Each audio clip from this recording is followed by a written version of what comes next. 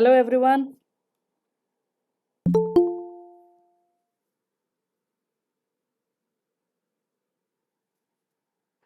Hello, am I audible to all of you? Yes, ma'am. Okay, welcome everyone. Good evening, ma'am. Good evening, good evening. I can see Chandrai, Harshali, Nancy, Prasenjit. कैसे हैं आप सब? Yes ma'am, बस nice ठीक। Nice exam सामने आ रहा है बस। बिल्कुल एग्जाम सामने आ रहा है और प्रीलिम्स की तैयारी हो गई? यस मैम, बस क्वेश्चंस वगैरह कर रहे हैं सॉल्व प्रीवियस ईयर के। Nice nice nice nice. So आप सब आई गेस 2021 वाले बच्चे हैं? Yes ma'am yes ma'am. Okay. Harshali is attending the session with me for the first time, I guess, and Nancy and Prasenjit also. Yes ma'am चलिए, yes ma'am. I hope so कि आप लोग को अच्छा लगेगा।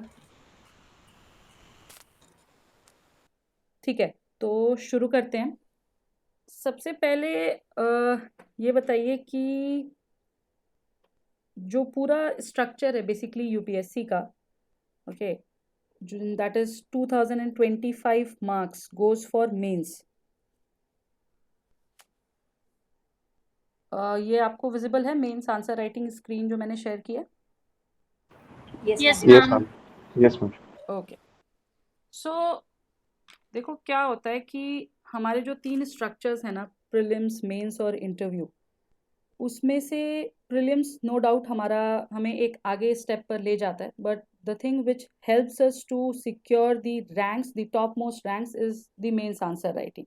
इंटरव्यू के भी marks important होते हैं, I am not saying it is not important, but yes, अगर आपको आईएएस बनना है सो उसके लिए जो इकलौती चीज़ आपकी हेल्प करेगी वो है आपका मेंस आंसर राइटिंग। रीज़न ये है कि 2025 मार्क्स में से सीधे सीधे 1725 मार्क्स जो हैं वो आपको मेंस से ही मिलेंगे। अब मेंस में अगर मैं ये भी बोलूँ कि 1725 में से आपको 1600 मार्क्स मिल जाएंगे तो ये भी गलत होगा, right? Yes, ma'am. Yes ma'am. Yes ma'am. जी, तो जो इकलौती चीज़ आपको आईएएस रैंक दिलाएगी वो है मेंस आंसर राइटिंग। अब बात ये आती है कि जो एग्जामिनर है जब आपकी मेंस आंसर राइटिंग की आपकी आंसर बुकलेट चेक करता है तो उसके मूड पर डिपेंड करता है कि आपको कितने मार्क्स मिलेंगे, राइट? बहुत ज़्यादा मार्क्स तो देते नहीं हैं, बहुत कम मार्क्स मिलते हैं हमें, लेकिन हाँ ये कह सकते हैं कि अगर आपको नॉलेज थोड़ा कम भी है बट आपको ये पता है आप अपनी मास्टर आंसर राइटिंग स्किल को मास्टर करना जानते हैं, so you can easily sail through it. And examples भी हैं हमारे सामने बहुत सारे ऐसे जिसमें लोगों की आंसर राइटिंग स्किल्स पर, उन्हें टॉपिक नहीं भी आता तो भी दे present it in such a way that they score very good marks. ठीक है, होता क्या है कि एग्जामिनर जो है वो आपको नहीं जानता है, ठीक है, he doesn't know you and he even is not interested knowing you. हाँ, one thing with which he get to knows you is your answer writing। तो हम ये कह सकते हैं कि आपकी जो पूरी की पूरी जन्म कुंडली है एग्जामिनर के हाथ में वो आपकी आंसर बुकलेट है कि नहीं? Yes, ma'am. यस मैम तो एक गुड आंसर कैसा होता है, आपको क्या लगता है एक गुड आंसर की डेफिनेशन क्या होनी चाहिए? Covers all the dimension aspects of question And how can we come to know that what all the dimensions of the questions are? Mostly the question demands all the aspects of political economic administrative climatic depending on question Exactly. Anyone else?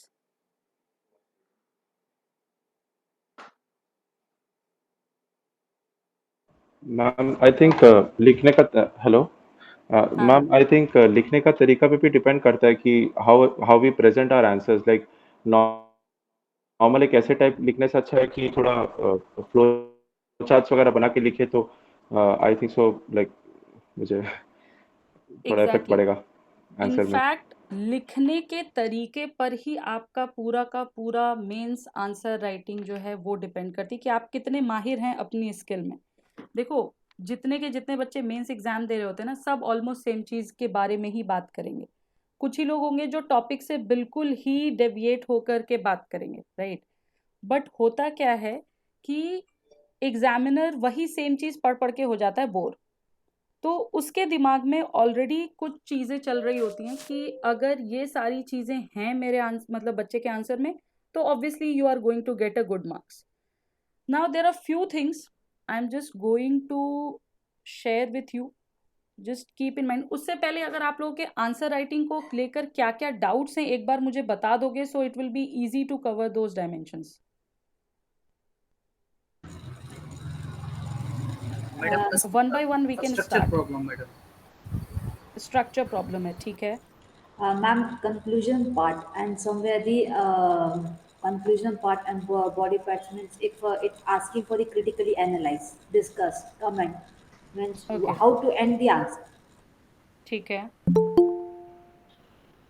Ma'am, my problem is I don't know. I don't able to write the answer in a flow.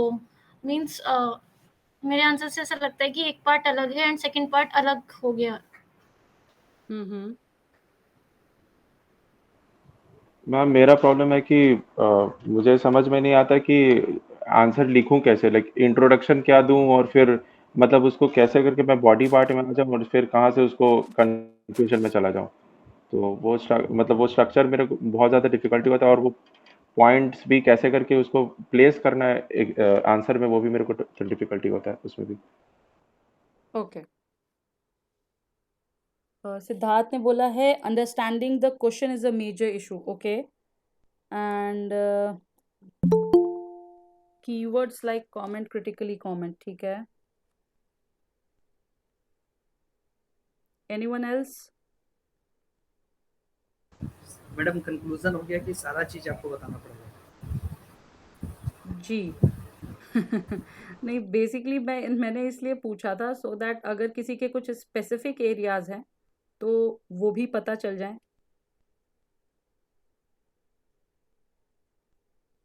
ठीक है, चलिए देखते हैं, कोशिश करते हैं आप लोग के सारे डाउट्स को सॉल्व करने की। लेट्स सी कितना हो पाता है। Okay okay madam.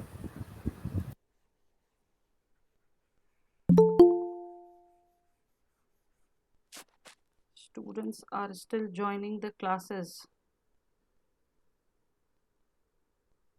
देखो, किसी भी आंसर राइटिंग को ना, जब अगर हमें एक्सेल करना है तो उसके लिए हमें कुछ चीज़ें जाननी ज़रूरी होती हैं। जो हमारा सबसे पहला है वो ये कि जो भी क्वेश्चन है, ठीक है, उसके जो हम आंसर्स लिखने जा रहे हैं उसमें जो हमने डिटेलिंग की है, right, every answer needs detailing thing. तो उसकी जो डिटेलिंग है दैट शुड बी ऑप्टिमम। अब ऑप्टिमम का मतलब यहाँ पर क्या है? ऑप्टिमम का मतलब ये है कि आप सिर्फ अपने आंसर में वो बताएंगे जो चीजें यूजफुल हैं, मींस न ज्यादा न कम। ओके, क्वेश्चन में क्या पूछा है? अगर आपसे क्वेश्चन में पूछ रहा है कि what is article 370, so you will stick to article 370। अगर क्वेश्चन में पूछ रहा है कि न्यू इकोनॉमिक पॉलिसीज क्या हैं, वो क्या चेंजेस ला सकती हैं, तो देखो यहाँ पर दो क्वेश्चन में आपका पूरा क्वेश्चन दो पार्ट्स में डिवाइड हो गया, ठीक है। सो डिटेलिंग से यहाँ पर जो हमारा सबसे इंपॉर्टेंट पॉइंट है वो ये कि we don't have to give what is not required, plus we do not have to left what is asked. Not required वाली चीजें हमें देनी नहीं है, और जो रिक्वायर्ड है, जो आस्क्ड है, सिर्फ वही चीज हमें देनी है। क्लियर है? Clear madam. ओके। जो हमारा सेकंड कंटेंट आता है वो ये है कि आपका आंसर बैलेंस्ड कितना है, संतुलित कितना है, ठीक है। अनुपात आपने जो भी चीजें दी हैं उनके बैलेंस को अगर हम देखें, जैसे कई बार होता है क्रिटिकली कमेंट, जैसे आप लोगों ने, काफी लोगों ने कहा कि क्रिटिकली कमेंट जो है वो नहीं समझ आता मैडम, क्या करें इसमें। अब क्रिटिकली कमेंट का हम अभी कीवर्ड्स पर अलग से बात करेंगे, ठीक है। क्रिटिकली कमेंट अगर हम देखें तो सीधी सी बात है, यहाँ पर हमें पॉजिटिव्स भी बताने हैं, नेगेटिव्स भी बताने हैं, एंड उसके बाद जो हमारा कंक्लूजन होगा वो एक पॉजिटिव, एक प्रोग्रेसिव अप्रोच के साथ एंड अप होगा, ठीक है। लेकिन अब जो हमारा पॉजिटिव और नेगेटिव है, इस पर हमें कितनी बात करनी है, ये आपको पता चलेगा सिर्फ और सिर्फ क्वेश्चन के नेचर पर, कि क्वेश्चन ही आपसे पॉजिटिव जानना चाह रहा है या नेगेटिव जानना चाह रहा है। क्या होता है कि कई बार ना बच्चे ऐसा समझ लेते हैं कि क्रिटिकली कमेंट है मीन्स हमें सिर्फ और सिर्फ क्रिटिकल होकर के नेगेटिव एस्पेक्ट्स देने हैं।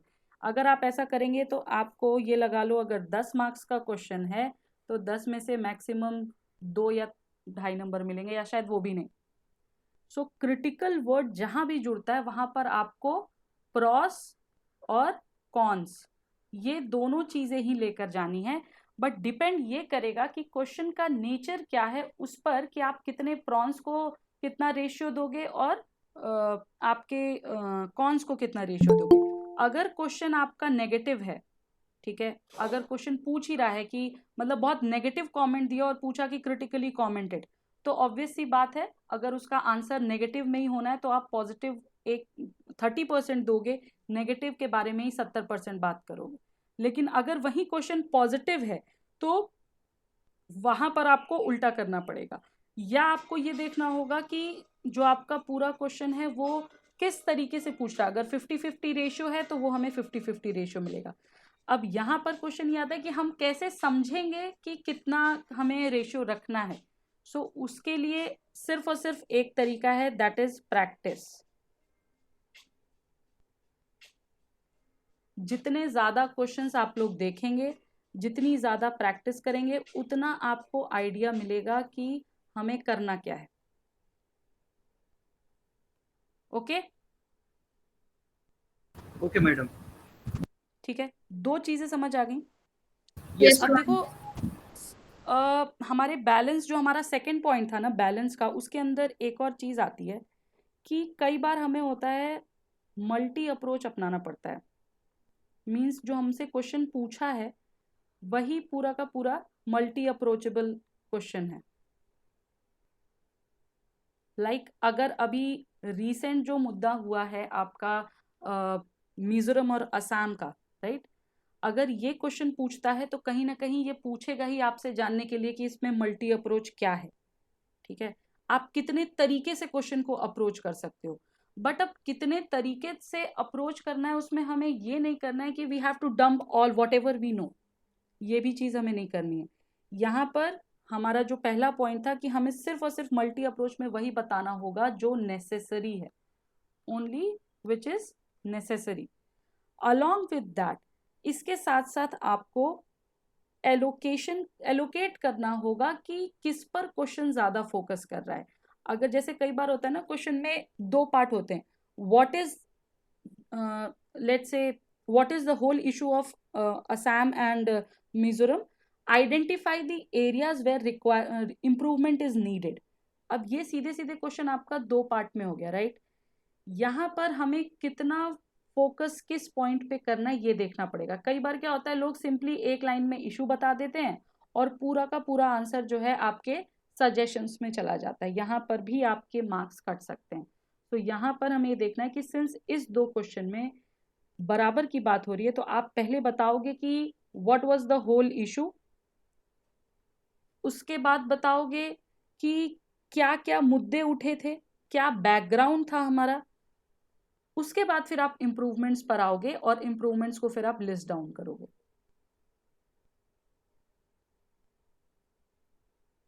ठीक है, क्लियर है? Yes madam. यस अब मैम। इस टाइप के क्वेश्चंस में ना कई बार आपसे पूछ देता है व्हाट इज योर ओपिनियन। कई बार क्या मैक्सिमम टाइप यही पूछता है व्हाट इज योर ओपिनियन। क्योंकि क्यों पूछता है ये ओपिनियन का प्रश्न, हमेशा क्यों आता है? Any idea? Test our decision making. Decision making skills. Exactly. As I always says, UPSC आपको सिलेक्ट नहीं करता है, आपको एलिमिनेट करता है, राइट। सो यहाँ भी यूपीएससी उन लोगों को एलिमिनेट करने के लिए ओपिनियन पूछता है जो बहुत ज़्यादा, ये कह लो कि नेगेटिव तरीके से सोचते हैं या बहुत ज़्यादा पॉजिटिव तरीके से सोचते हैं, जिनकी थॉट प्रोसेसिंग में कोई बैलेंस नहीं है। एक बैलेंस की ज़रूरत है सबसे ज़्यादा। एक सिविल सर्वेंट को, एक आईएएस या आईपीएस है, जो भी आप बोल लो, जितने भी सर्विसेज होती हैं, जितने भी ऑफिसर्स होते हैं, ठीक है। So UPSC checks this balance, this clarity of balance in your mind, इसलिए it asks about your opinion. तो अब जब हमें यहाँ पर ओपिनियन की बात हो रही है, तो हमें ये चीज हमेशा ध्यान रखना है कि हमारे ओपिनियन, एक तो हमारा टारगेट कैसे होगा, तो हमारा टारगेट हमेशा ही प्रोग्रेसिव नेचर का होगा, ठीक है। जो भी हम आंसर लिख रहे हैं, जो भी हम बातें कर रहे हैं, that will always be progressive in nature, okay.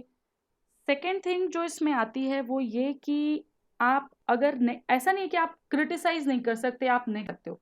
In fact जो कंक्लूजन में आप लोगों को प्रॉब्लम हुई थी, तो कंक्लूजन का सीधा सा फंडा है, आपने अपने आंसर में जो भी लिखा है ना, उसकी समरी नहीं लिखनी है आपको कंक्लूजन में। लोग यहाँ भी गलती करते हैं, लोग क्या करते हैं, उठा के पूरी की पूरी समरी लिख देते हैं। नहीं, हमें वो नहीं करना है। हमने जो भी अपना आंसर लिखा है ना, उससे क्या इम्पैक्ट पड़ा है, तो एक आपका पॉजिटिव इम्पैक्ट पड़ेगा, एक आपका नेगेटिव इम्पैक्ट पड़ेगा। सबसे पहले उठाओ नेगेटिव इम्पैक्ट, उसके बाद लिखो कि इस नेगेटिव इम्पैक्ट को हम इस तरीके से पॉजिटिवली एंड अप कर सकते हैं, और उसी के साथ एक सजेशन दे करके या एक लाइन में जो भी आप अपना बेस्ट बता सकते हो उसको बता करके वहीं आंसर एंड अप करना है हमें, ठीक है। Yes madam. कुछ यस मैम। मतलब कोई प्रॉब्लम तो नहीं हो रही? क्लियर? ऐसा तो नहीं लग रहा अरे ये सब चीज़ें तो हमें पहले से ही आती हैं, क्या मैडम नया बता रही हैं?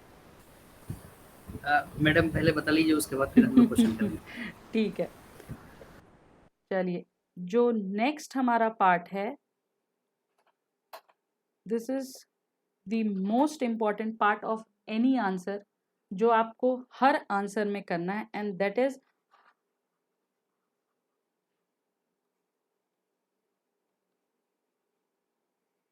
ऑथेंटिसिटी, ठीक है, प्रामाणिकता, इसको हम हिंदी में बोलते हैं।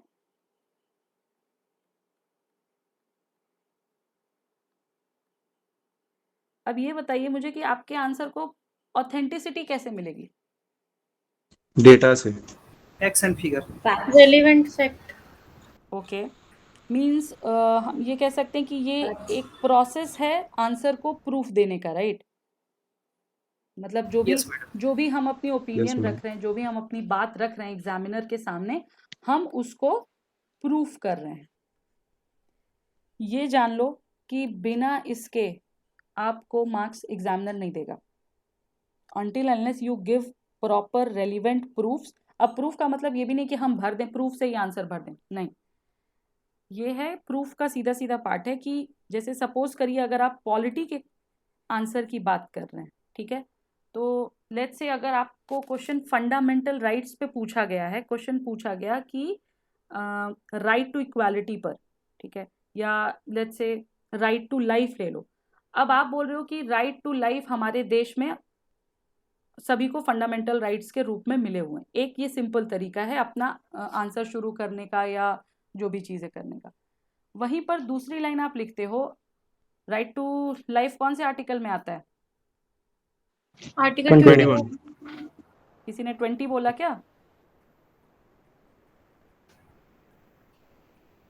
20 तो नहीं बोला किसी ने? No madam. चलिए नो मैम, 21। जी, राइट टू लाइफ आर्टिकल 21 में आता है। तो अगर आप अपने आंसर की ओपनिंग लाइन में ही ये डालते हो कि इन इंडिया आर्टिकल 21 या article 21 of Indian constitution provides right to life to Indian citizens, obvious सी बात है एग्जामिनर को ये आइडिया लग जाएगा कि इस बच्चे को पूरा का पूरा कॉन्स्टिट्यूशन आता है। भले आपको नहीं आता हो, आपको कुछ आर्टिकल्स ही आते हो, बट वो इस चीज से खुश हो जाएगा कि नहीं, इस बच्चे को कॉन्स्टिट्यूशन की समझ है, इसको कॉन्स्टिट्यूशन पे पकड़ है, तो वो वहां पर आपका आंसर फर्दर रीड करने के लिए जाएगा। अगर आप वही एक बहुत लेम सी लाइन के साथ ओपनिंग कर रहे हो या कुछ भी आप लगा लो, right to life is our right, बहुत बच्चे लिखते हैं ऐसे, तो एग्जामिनर खुद ही आपका आंसर पढ़ने में इंटरेस्टेड नहीं होगा, और मार्क्स तो वो क्या देगा वो उसके मूड पे डिपेंड करता है। ओके,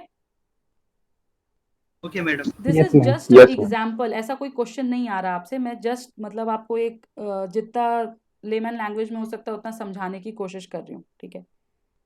नेक्स्ट जो हमारा वो होता है, क्वेश्चंस होता है। सपोज करो हिस्ट्री से क्वेश्चन आया। अब हिस्ट्री से अगर क्वेश्चन आया है, आप वहां पर लेट्स से 1857 से क्वेश्चन आया है, ठीक है। अगर आप इस रिबेलियन से रिलेटेड कुछ फैक्ट्स या ये लगा लो कि रीजन क्या था, नाम, नेम्स, हिस्ट्री में क्या क्या इंपॉर्टेंट होता है, नेम्स, फैक्ट्स, टाइमलाइन, ठीक है। अगर आप ये सारी चीजें अपने आंसर में लिख रहे हो, स्पेशली ओपनिंग लाइन में या बॉडी में कहीं भी लिख रहे हो, कोशिश ये रहती है कि इंट्रोडक्शन में एक हम अपना प्रूफ दे दें कि हमें चीजें पता है, ठीक है। तो ऑब्वियस सी बात है, आपको यहाँ पे +1 मिलना ही मिलना है। ओके। इसी तरह ओके अगर मैडम। हम ज्योग्राफी को लें, अब देखो एक होता है सिंपल, आपसे पूछ दिया कि बताइए कुछ भी, लेट्स से ज्योग्राफी का कुछ भी आपसे एवरग्रीन फॉरेस्ट पे पूछ दिया, ठीक है। या सपोज करो अभी जो रीसेंट हमारा ये इशू चल रहा है, मिजोरम असम का इशू चल रहा है, इस पर ही क्वेश्चन पूछ दिया। आप एक जगह तो आंसर नॉर्मली लिख के बता रहे हो, ठीक है। वहीं दूसरी तरफ आप पूरा प्रॉपर एक मैप बना रहे हो, इसमें आप बता रहे हो कि ये डिस्प्यूट का एरिया था, ये हमारी मतलब बॉर्डरिंग लाइन थी जिसके लिए मतलब डिस्प्यूट हुआ, 1875 का क्या था, 1933 का डिमार्केशन क्या था। अगर आप ये सारा अपने मैप में बना करके लिख रहे हैं, तो obviously that is going to impress the examiner who is checking your answer sheet. Okay. Ma'am, sorry to interrupt या you, but when history questions and geography questions are more static, hmm, then how to conclude this type of question? Because in polity we can conclude through the some committee recommendations or exactly. way forward. But about history and geography, what should our approach should be for the conclusion? Can you cite some example, like of the Uh, question? Actually, ma'am, 1857 revolt, or once, ma'am, I could not remember the question, but it's the best way for explaining Okay, the suppose 1857. 1857 revolt ही ले लेते हैं, okay? So what we have to do, you know what were the areas or who were the personalities involved in during this time period, ठीक है? Lucknow was the area, Kanpur was the area, like this. You know all the areas,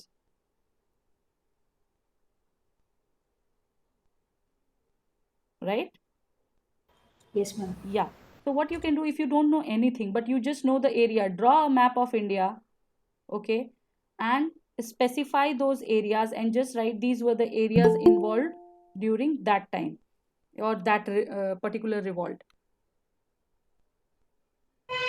Means in conclusion, we should draw a map. Not in conclusion, try to always draw the map in body part Okay. after the intro and before the beginning of body part.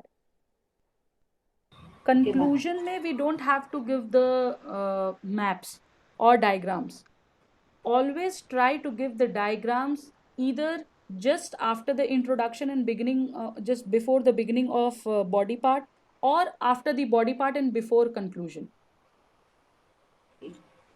Means how to conclude the answer, because static our questions are there in which I face the problems of conclusion. So what should my approach for the conclusion? We will come to that part also. I will separately discuss introduction, body, and the conclusion part. Don't worry. Okay. Okay, ma'am. Okay. Yeah. Let's first discuss the whole what are the important things we need to put up in our answer, and then we will try to build the whole you can say the mind map of the answer. Okay.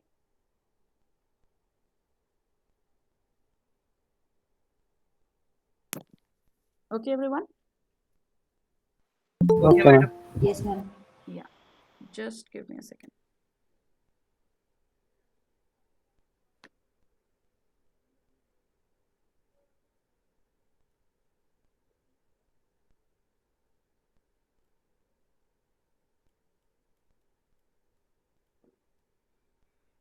Okay, so as I was talking about the proofs, so history you got, polity you got, geography you got. Now supposedly if there is some question which is based on the philosophy, ठीक है, और may be the ethics thing. So there you can put down the quotations or any quotes. Even in economics you can try citing the quotes या theories जो भी आती हैं हमारी. Okay, the book's names, supposedly some new book has been written. अगर कुछ book का नहीं नाम याद आ रहा है ना, कुछ सब्जेक्ट्स की तो सीधी सीधी है. स्पेक्ट्रम बता दो, बिपिन चंद्रा बता दो.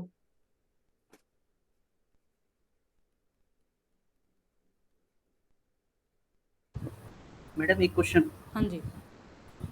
मैडम जैसे बता रही हैं कि इकोनॉमिक्स के अंदर साइटिंग करने के लिए, सो इकोनॉमिक्स के अंदर जो है ग्राफ्स वगैरह साइटिंग होता है, जी. मगर जनरली जो है यूपीएससी के अंदर इतना अगर टेक्निकल अगर चले गए तो फिर जनरल जो है लिखना मुश्किल हो जाता है. तो अगर साइटिंग करते हैं तो फिर जनरल कैसे लिखते नहीं हैं? नहीं, जबकि यहाँ जो देखो है जैसे इकोनॉमिक्स आप पढ़ रहे हो, ठीक है. अब एडम स्मिथ ने क्या मेन थ्योरीज दी हैं ये तो हर किसी को पता होता है, राइट. या यस मैडम.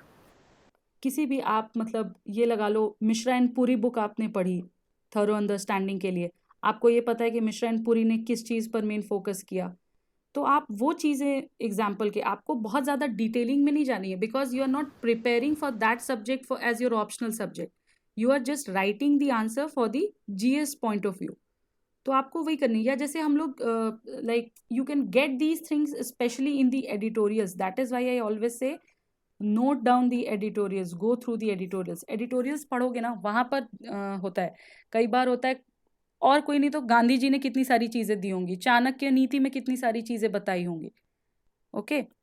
मैडम एक एग्जांपल जैसे बताते हैं कि अभी कोरोना काल के वजह से ठीक है. हमारे अपने इकोनॉमिक्स में स्लो डाउन है. अब ये स्लो डाउन का जो है ग्राफ जो है दिखाने के लिए दिखा सकते हैं, मगर ये स्लो डाउन दिखाने से जो है हमारी एनालिसिस पार्ट जो है कमजोर हो जाएगी. क्यों? आप अगर आप ग्राफ दिखा रहे हो तो उससे आपकी एनालिसिस कमजोर क्यों होगी? वो तो और स्ट्रांग होनी चाहिए. कैसे मैडम? हम आपको बताते हैं. मेरे हिसाब से ऐसा लगता है कि ग्राफ जो है कुछ पॉइंट को जो है बताएगा कि हाँ इस पॉइंट पे ये चीज जो है हुआ है इस टाइम के अनुसार, या मतलब ग्राफ एक जो है वो होगा टाइम वर्सेस ईयर, इस तरह से होगा. तो टाइम वर्सेस ईयर में तो सिर्फ हम इतना ही बता सकते हैं. तो उसके लिए जो है एक पूरे ग्राफ दिखाने की क्या जरूरत है? हम तो सिर्फ इतना भी बता सकते हैं कि हाँ इस ईयर के अंदर जो है इतना जो है मेरा जीडीपी जो है, जैसे अभी जो है -10 पॉइंट चल रहा है और जीडीपी आने वाले समय में हो सकता है कि 8.8 होगा. तो ये चीज ग्राफ के भी थ्रू दिखा सकते हैं और एक लाइन के थ्रू. तो फिर अगर सिर्फ लाइन ही लिख करके एनालिसिस कर देते हैं तो क्या ग्राफ दिखाना जरूरी होगा? देखो, जरूरी तो आईएएस बनना भी नहीं है, राइट. नहीं मैडम, आईएएस बनना बहुत जरूरी है मैडम. तो ऐसा नहीं हो सकता. देखो क्या होता है ना, ये सारी चीज़ें जो हैं आपकी इसलिए होती हैं सो दैट आप अपना स्मार्ट वर्क सामने वाले को प्रेजेंट कर सको. अगर आप एक ग्राफ बनाकर दोगे तो एग्जामिनर को उससे ये तो उसको भी पता है कि क्या चीज़ें हो रही हैं, आपको उसकी समझ है, बट उससे ये होगा, जो इम्पैक्ट पड़ेगा वो ये कि आप कितनी स्मार्टली चीज़ों को काम कर सकते हैं. आपने एक ग्राफ बनाया, इस ईयर में इतना स्लो डाउन, इस ईयर में इतना स्लो डाउन, ठीक है, ये आपका ग्राफ है सपोजिटली. तो आप इस चीज को प्रेजेंट कर रहे हो. जो चीज आप लिख करके जिसमें 300 अपने 40 या 50 वर्ड यूज करोगे या 100 वर्ड्स यूज करोगे, वो चीज आप सिंपली 10 से 15 वर्ड्स हार्डली यूज करके आप इस ग्राफ के थ्रू समझा दे रहे हो. So this is smartness. और एनालिसिस करने के लिए तो ऑब्वियसली हमेशा इकोनॉमिक्स अगर हम उठाएंगे तो इकोनॉमिक्स में हमेशा एनालिसिस में अगर कुछ हेल्प करता है तो वो हमारे ग्राफ्स होते हैं.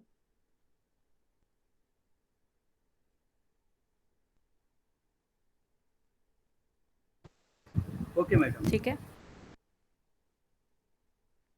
Okay. So this was the proofing thing basically. ठीक है, आपको कैसे एग्जामिनर को ये प्रूफ देना है कि आपको क्वेश्चन की समझ अच्छे से है, आपको कुछ एक्स्ट्रा नहीं करना पड़ रहा है, आपको सिर्फ जो चीजें पता है ना, जो आपको आंसर में लिखनी है, उसको ही बस आपको प्रेजेंट कर देनी है. That is called presentation thing. ठीक है.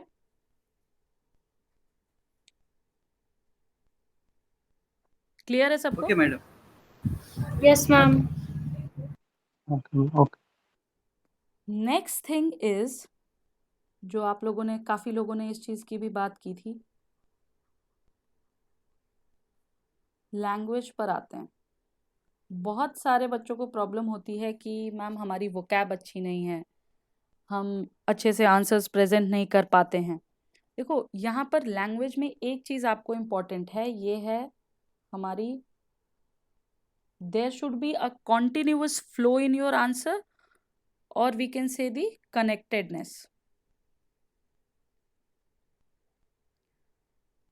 आप जो भी लाइन लिख रहे हो, ठीक है, ABCD कुछ भी आप लाइन लिख रहे हो, इस लाइन की जो एंडिंग है और आपकी जो नेक्स्ट लाइन की शुरुआत है वो कहीं ना कहीं सेम पेस पे होनी चाहिए।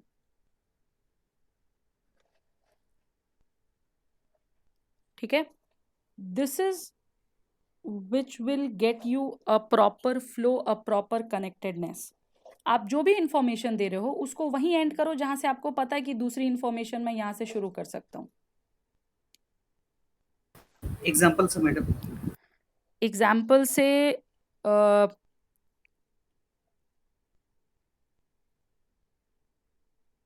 सपोज करो आप फंडामेंटल राइट्स पर लिख रहे हो, ठीक है, बेसिक हमारे फीचर्स क्या हैं, या प्रेसिडेंट के बारे में लिख रहे हो, या किसी भी सब्जेक्ट में कुछ भी लिख रहे हो आप, ठीक है। आपने एक लाइन दी कि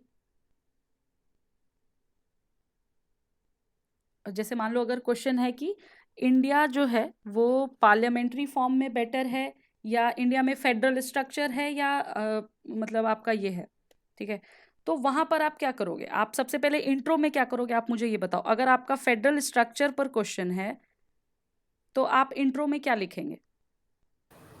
स्टेट और सेंटर के रिलेशन के चीज़ों को दिखाना चाहेंगे, उसके आर्टिकल को बताना चाहेंगे पहले इंट्रोडक्शन में। ठीक है, तो आप ये देखो कि Direct, हाँ ma'am, we can directly quote to the it is borrowed from Government Act of 1935. Okay It will be a best because we are proving that we have taken this. We get a proof, and from that we can conclude that from this only we had adopted the federalism, which forms the basic structure of the constitution, and we can quote something case related also. In Keshavananda Bharati case, judgment was given. Another case I don't remember, but in case also we can quote it. या anyone else? Ma'am, like I did not get your question. Like, are you talking about the introduction? If the question says about federal structure of the Constitution. Ma'am, we can start with Article 1, India as a union of states. In India as a union of states. Okay, I think so. Anyone else? Ma'am, We we can- can start with Article 1 because it's Union of States and the question demand is for the federalism. So I think so. It's my personal opinion. It will hamper the mark because it's talking question core demand of question is federalism, and we are writing the starting of the it's of union. It will hamper our marks. So we should start with something fact. I think. Okay. Yes, somebody else was also speaking. Ma'am we can start from जहाँ से हमने borrow किया है federalism, and then we can quote centre state committees. Opening line क्या रखोगे आप? जैसे कि अभी बताया दो लोगों ने, किसी ने बोला आर्टिकल 1 से करेंगे, किसी ने बोला हम दूसरी जगह से करेंगे। ओपनिंग लाइन क्या रखोगे? आर्टिकल 245 और आर्टिकल 255 का यूज करके स्टार्ट करेंगे। ठीक है, देखो अब बात ये है कि everyone is somewhere correct in their sense, ठीक है, बट हाँ यहाँ पर इम्पैक्टफुल क्या होगा? ऑब्वियसली अगर आप कोई केस से ही स्टार्ट करते हो, या इससे भी इम्पॉर्टेंट ये है कि एट प्रेजेंट की देखो जो भी क्वेश्चंस आपके पूछेंगे ना मेंस में, ये ध्यान में रख के चलो कि जो हमारा करंट इशू चल रहा है उसके बेसिस पे ही हमसे स्टैटिक पार्ट का क्वेश्चन पूछा जाएगा। तो जो करंट इशू चल रहा है अगर आप उससे कनेक्ट कर सकते हो, या जैसे अभी बताया केशवानंद भारती केस से, cases are very impactful in this. अगर हम पॉलिटी की बात करें तो जैसे सपोज करो आपने केस का स्टार्ट किया, आई am just taking one first example, ठीक है, केशवानंद भारती केस से आपने स्टार्ट किया, पहली लाइन आपने यही खत्म कर दी कि भाई केशवानंद भारती केस था, ऐसा ऐसा हुआ, ये हुआ। अब जो इसकी दूसरी लाइन आप शुरू करोगे, आप उसमें ये बताओगे कि what was the important judgment that got into the stream।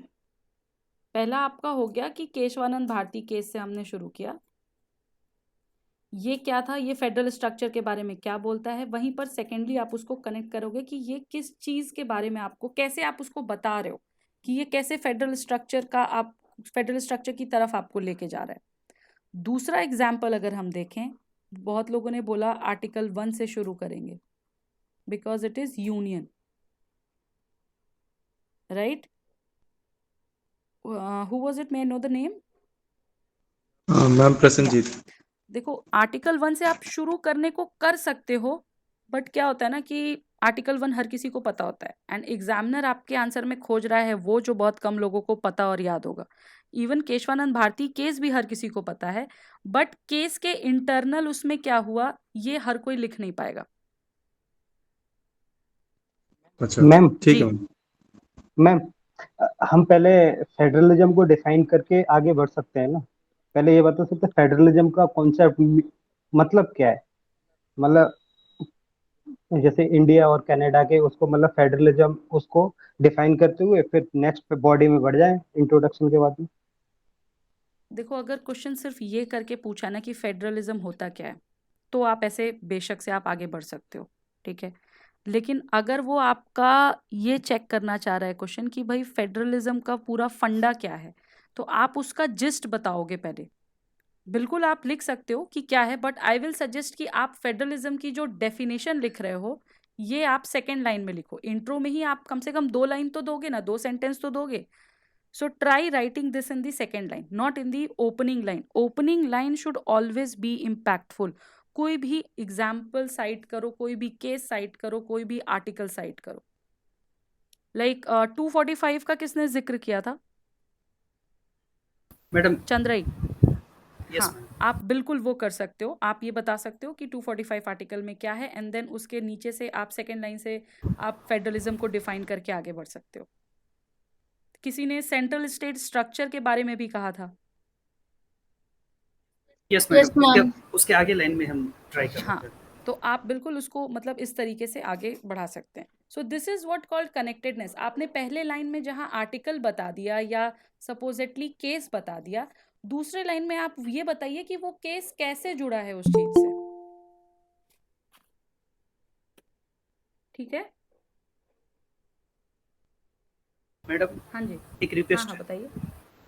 Madam ये बोल रहे थे कि जैसे कि अभी हम लोग जो है छोटे-छोटे, टूटे-टूटे जैसे जो है एग्जांपल लेके चल रहे हैं, तो हम चाह रहे थे कि एक यूपीएससी का जो है क्वेश्चन ले लेते हैं और उस पे इन सब चीज़ों को जो है फॉर्मेट कर देते हैं, तो मे बी जी कि बिल्कुल, 15 ये से हम 20 मिनट में करेंगे, जो है बिल्कुल चीज़ें। करेंगे। इनफैक्ट मेरा नेक्स्ट जो गूगल मीट सेशन मैंने प्लान किया है वो इस पर ही किया है कि हम यूपीएससी ओके, का कोई पेपर उठा लेंगे एंड उस पर हम बात करेंगे कि कैसे हम इस चीज़ को बेटर वे से प्रोसीड कर सकते हैं। Okay madam. ठीक है, यस क्योंकि मैडम। अभी देखो बेसिकली जो आज की क्लास का फंडा है वो ये समझाना है कि आपको क्या क्या चीज़ें इंक्लूड करनी है अपने आंसर में। ठीक है, एक बार हमारा बेसिक्स क्लियर हो जाएगा, एक बार हमारा पिलर्स क्लियर हो जाएगा, सो उसके बाद फिर हम एग्जाम्पल्स ही लीड करेंगे, क्वेश्चंस उठाएंगे, ये देखेंगे कि क्वेश्चंस को हमें अप्रोच कैसे करना है। ठीक है,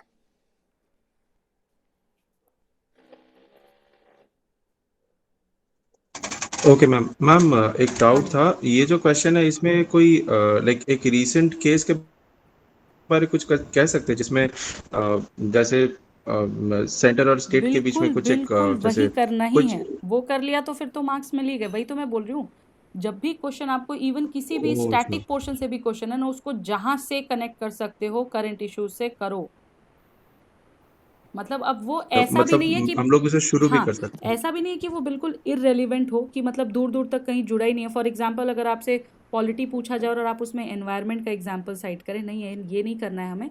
बट हाँ, अगर वो किसी रिसेंट केस से रिलेटेड है, जैसे अभी लास्ट ईयर हमें देखने को मिला था कि गवर्नर के और दिल्ली सीएम के बहुत इश्यूज हुए थे, राइट? तो अगर यहाँ पर यस हमारा मैम। सेंटर स्टेट इश्यूज पूछता है तो ऑब्वियसली हम उसे कोट कर सकते हैं वहां पर। ठीक है मैम। ओके,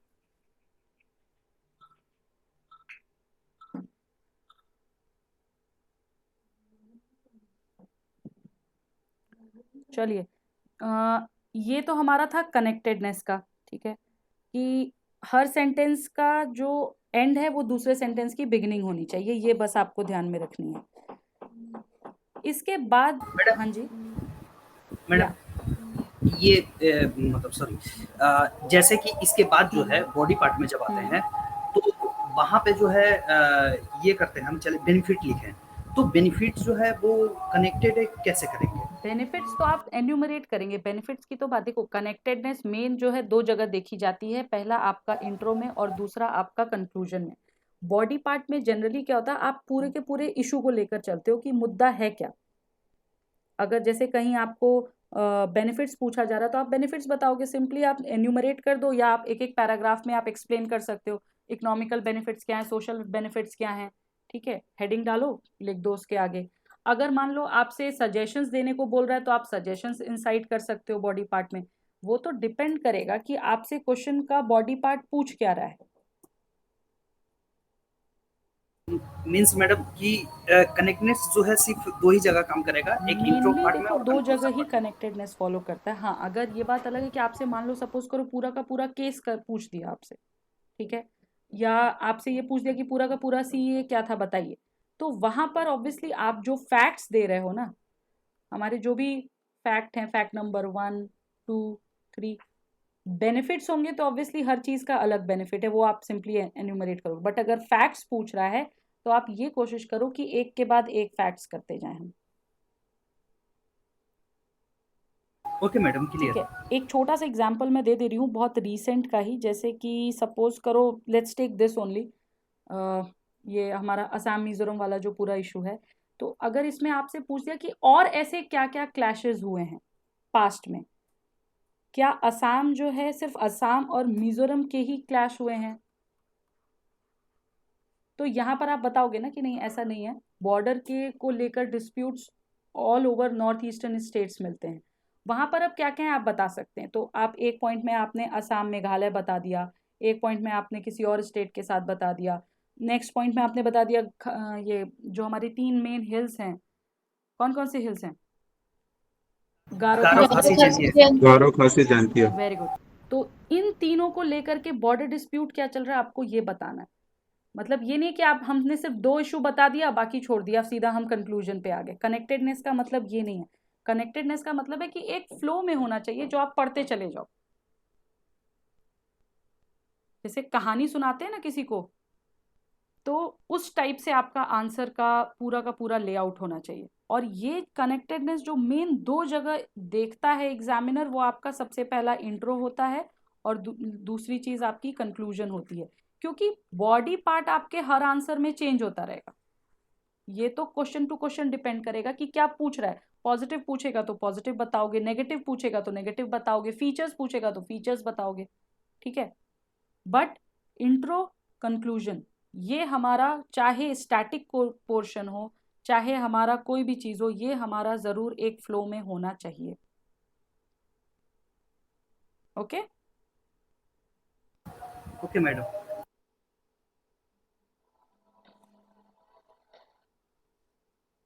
ठीक है। इसके बाद जो हमारा नेक्स्ट है वो है हमारा करेक्टनेस।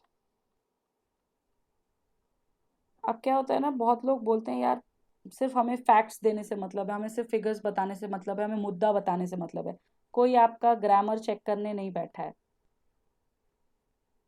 ठीक है। ऐसा होता है, किसी के साथ हुआ है क्या ये पहले? No madam. नहीं मैम, मेरे साथ हुआ है, ग्रामर चेक करते हैं। एग्जैक्टली, ग्रामर बिल्कुल चेक करते हैं, स्पेलिंग बिल्कुल चेक करते हैं आपके जो मतलब। मेरे कॉपीज में कमेंट्स मिलते थे इसलिए पता है। जी हाँ, और इसके साथ साथ एक और चीज चेक की जाती है जिसकी तरफ हमारे 1% भी ध्यान नहीं जाता है, वो है हमारी राइटिंग। सपोज करो आपने बहुत अच्छा आंसर लिखा है, लेकिन ये लगा लो मैंने बहुत अच्छा आंसर लिखा है लेकिन ऐसी राइटिंग में लिखा है जो पढ़ने लायक ही नहीं, मतलब पढ़ने में ही नहीं आ रही है। तो मेरे अच्छे आंसर लिखने का क्या मतलब है कि अगर एग्जामिनर को मेरी राइटिंग ही लेजिटिमेट ना लगे, वो पढ़ ही ना पाए। तो ये 3 चीज जो है ना, इसको हम शुद्धता कह सकते हैं। जो एक पेपर होता है हमारा जनरल हिंदी का, क्वालिफाइंग पेपर होता है, जब क्वालिफाइंग पेपर की कॉपी चेक हो जाती है उसके बाद ही हमारी जीएस की कॉपीज या ऑप्शनल की कॉपीज चेक होती हैं। इंग्लिश और हिंदी दोनों होते हैं। तो यहाँ पर क्या होता है कि इसमें एक 5 या 10 नंबर का क्वेश्चन भी आता है, शुद्ध अशुद्ध छांटने का। ठीक है, ये चीज यस जी मैडम। हाँ, ये बहुत जरूरी होती है। और मेरे ऐसे नोन लोग हैं जो जीएस में तो बहुत कमाल करते हैं, लेकिन इस जनरल हिंदी के पेपर में अटक गए थे। उसके लिए उन्होंने मेरा एक फ्रेंड फेल हुआ था मैं जी बहुत हिंदी के बहुत होता पेपर। ही है। मेरे भी एक नोन लोग हैं, उनके साथ भी ऐसा ही कुछ हुआ था, फिर उनको जनरल हिंदी की कोचिंग लेनी पड़ गई थी। And same goes with English also. ठीक है, तो ये आप ध्यान में रख के चलो कि आपके जो आंसर्स हैं, ये हमारे basic grammar, has, is, are, जो भी हैं, बहुत सारी चीजें, ये अपनी प्लेस पर होनी चाहिए। स्पेलिंग हमारी मिस्टेक्स नहीं होनी चाहिए। बहुत बड़ा वर्ड लिख रहे हैं लेकिन उसकी स्पेलिंग गलत कर दी है, ये नहीं होना चाहिए। राइटिंग ऐसी होनी चाहिए जो समझ में आए। ठीक है, सो इन शॉर्ट हम ये कह सकते हैं, no mistakes are welcomed.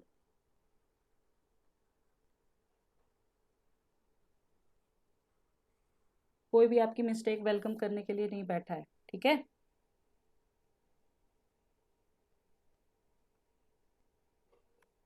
Clear है? Yes ma'am. Yes madam. Yes, okay ma'am.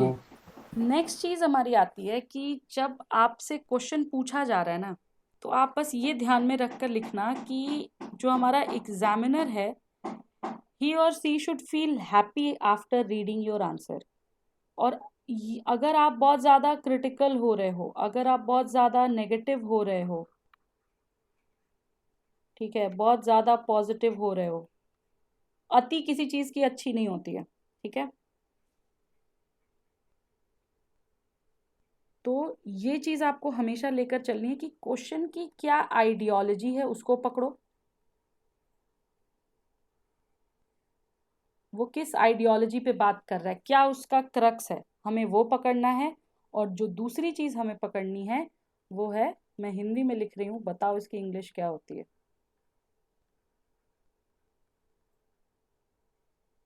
Psychology. जी हाँ, साइकोलॉजी। एग्जैक्टली। एग्जामिनर की साइकोलॉजी क्या होगी, जब आप क्वेश्चन पढ़ोगे ना, आपको उससे थोड़ा सा हिंट मिल जाता है, अगर आपने प्रैक्टिस की है तो, कि क्वेश्चन हमें किस तरफ ले जाना चाह रहा है। और ये ध्यान में रख के चलो कि अगर क्वेश्चन पढ़ के आपको जो चीज़ समझ आ रही है, उससे बिल्कुल ही अपोजिट कुछ जो है, हो सकता है पहली बार में एग्जामिनर को समझ आए।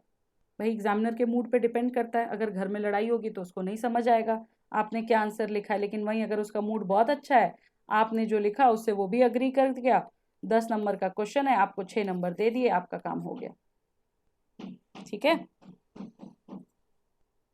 Yes madam. जी, ओके मैम। तो क्वेश्चन की आइडियोलॉजी ये आपको सामने दिखेगी, और उस आइडियोलॉजी को टारगेट बना के आपको साइकोलॉजी पर काम करना है। ओके, अब बच्चों का क्वेश्चन ये होता है कि हम लॉन्ग सेंटेंसेस लिखें या शॉर्ट सेंटेंसेस लिखें। किसी का ये क्वेश्चन था?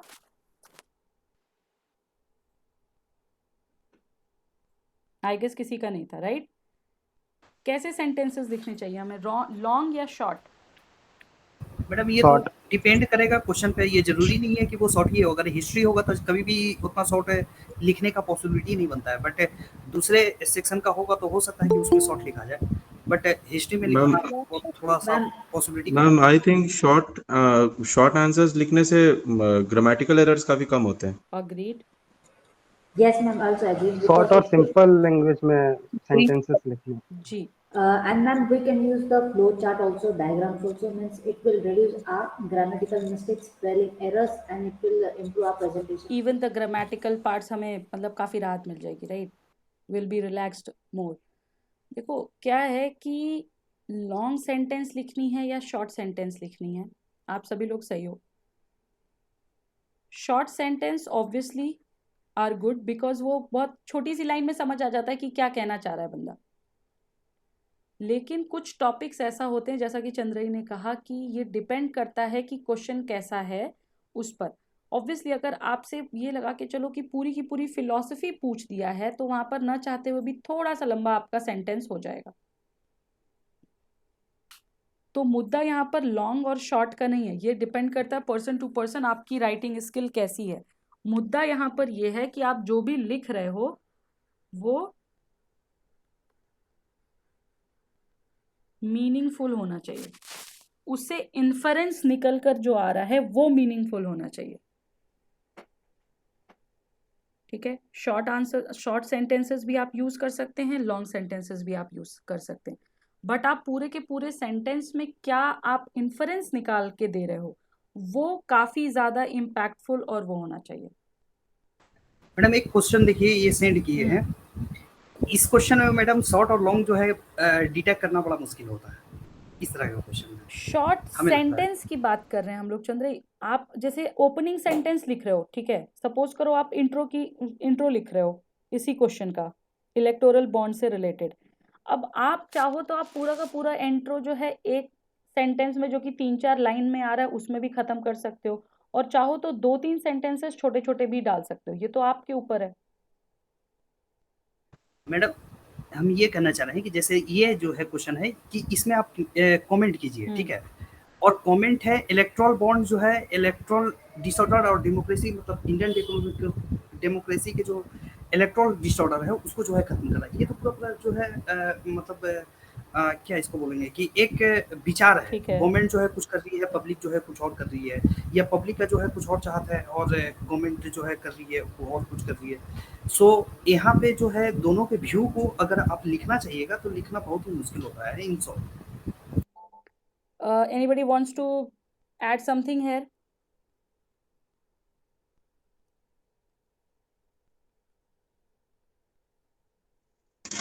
मैम ये क्वेश्चन लाइक ये जो क्वेश्चन है इसको स्टार्ट कैसे करें, इसका इंट्रोडक्शन में क्या लिखे कि इलेक्ट्रोड बॉन्ड्स कब से शुरू हुआ है, लाइक कब से ये गवर्नमेंट इन क्या बोलते हैं उसको, इन ये में लाई, मतलब इस सिस्टम में लेके आई है, ऐसे करके शुरू करेंगे, वही समझ में नहीं आ रहा। अच्छा, Means actually I did not understand the question.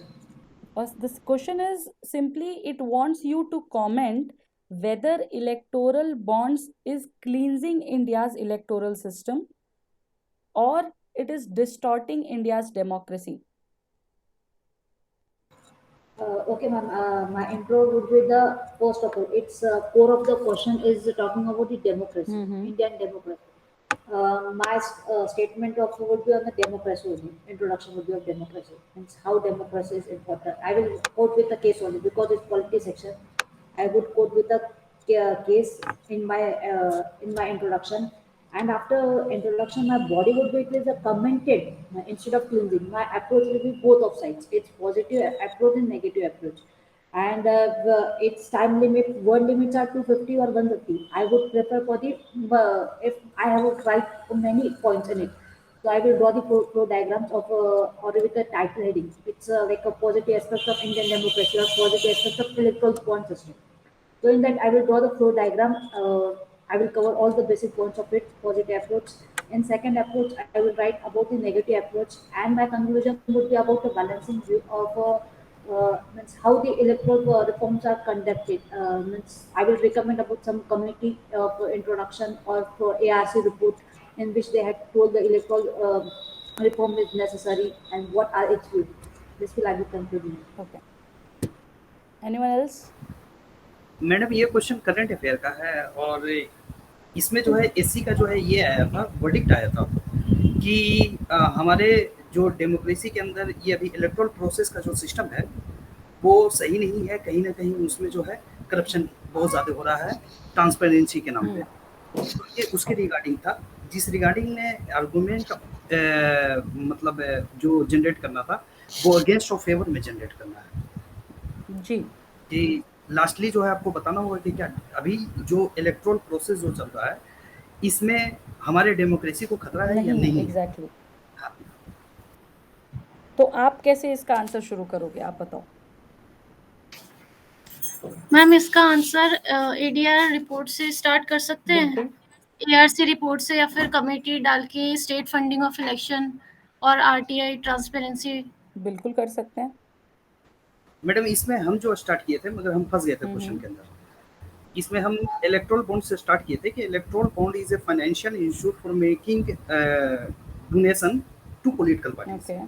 फिर उसके बाद जो है अभी जो इवेंट्स चल रहे थे कि AC courts flag it's concern that political parties could misuse crore of rupees, मतलब जो बटिक आया था उसको फिर जो है यहाँ पे लिखें, क्योंकि ये करंट है, इसी चलते हम यहाँ पे ये अप्रोच रखें। और receive as a donor through the electoral bond to bank roll violated protest on inventories में, यहाँ से जो है ये इंट्रो स्टार्ट किए थे।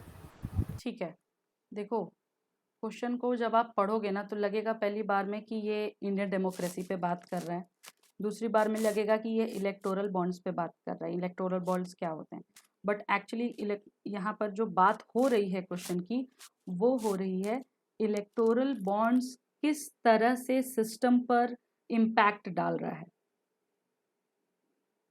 वेदर इट इज क्लींजिंग और it is more distorting. Yes madam, और नेचर ऑफ द क्वेश्चन भी ऐसे होते हैं यूपीएससी का, जो कि समझना भी बहुत मुश्किल होता है कि कैसे ये पूछना क्या चाहता है या जानना क्या चाहता है आंसर। जब आप क्वेश्चन पढ़ते हैं ना तो 3-4 चीज़ें देखो क्वेश्चन में पकड़नी होती है। जैसे कि अगर आप इस क्वेश्चन को पढ़ो तो जो मैं आपको इस स्पेशली कीवर्ड्स बता रही हूँ, इसके सबसे पहला हमारा कीवर्ड कमेंट है, सॉरी कमेंटेड है, ठीक है। दूसरा कीवर्ड हमारा इलेक्टोरल बॉन्ड्स है। तीसरा हमारा इलेक्टोरल सिस्टम है। चौथा हमारा इंडियन डेमोक्रेसी है, ठीक है। इसके बाद हमसे पूछा गया है अग्री या नहीं, यानी कि ओपिनियन क्या है मेरा। जैसे कि मैंने पहले ही बताया था, ओपिनियन बहुत ज़्यादा पूछता है। और इसके बाद है हमारा क्रिटिकली एनालाइज। ये वर्ड जो है एक ही क्वेश्चन में 2 टेलबैट हो गए, ओपिनियन भी आपको कुछ बताना पड़ रहा है और क्रिटिकली एनालाइज भी करना पड़ रहा है। देखो जहाँ क्रिटिकल वर्ड यूज होता है ना, ये लगा के चलो यहाँ पे आपको ओपिनियन तो बताना ही बताना है।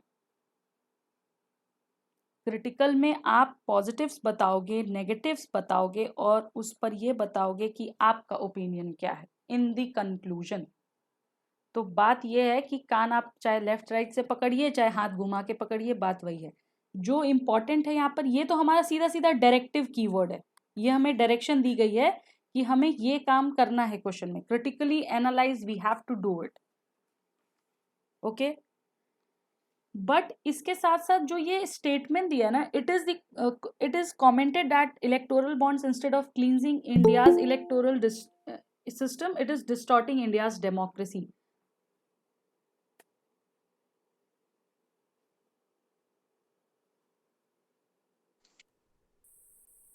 ठीक है, यहां पर आप देखो कि आपका जो पूरा का पूरा आंसर है ना, वो ऐसा होना चाहिए जो इस 3 वर्ड्स के इर्द गिर्द ही घूमेगा। इलेक्टोरल बॉन्ड, इलेक्टोरल सिस्टम और डेमोक्रेसी को डिस्टॉर्ट कर लो या क्लींस कर लो। ऐसे हम अपने आंसर को बाइफरकेट करते हैं अलग अलग चीजों में। ये जो 2 चीजें ना, ये आपको सिर्फ कंफ्यूज करने के लिए दिया गया है कि do you agree with this statement और नॉट। क्रिटिकली एनालाइज, जब आप क्रिटिकली एनालाइज कर रहे हो तो आप ये तो बता ही रहे हो कि पॉजिटिव क्या है, नेगेटिव क्या है, और फिर उसके बाद अपना ओपिनियन दो कि आप क्या सोचते हो, ठीक है।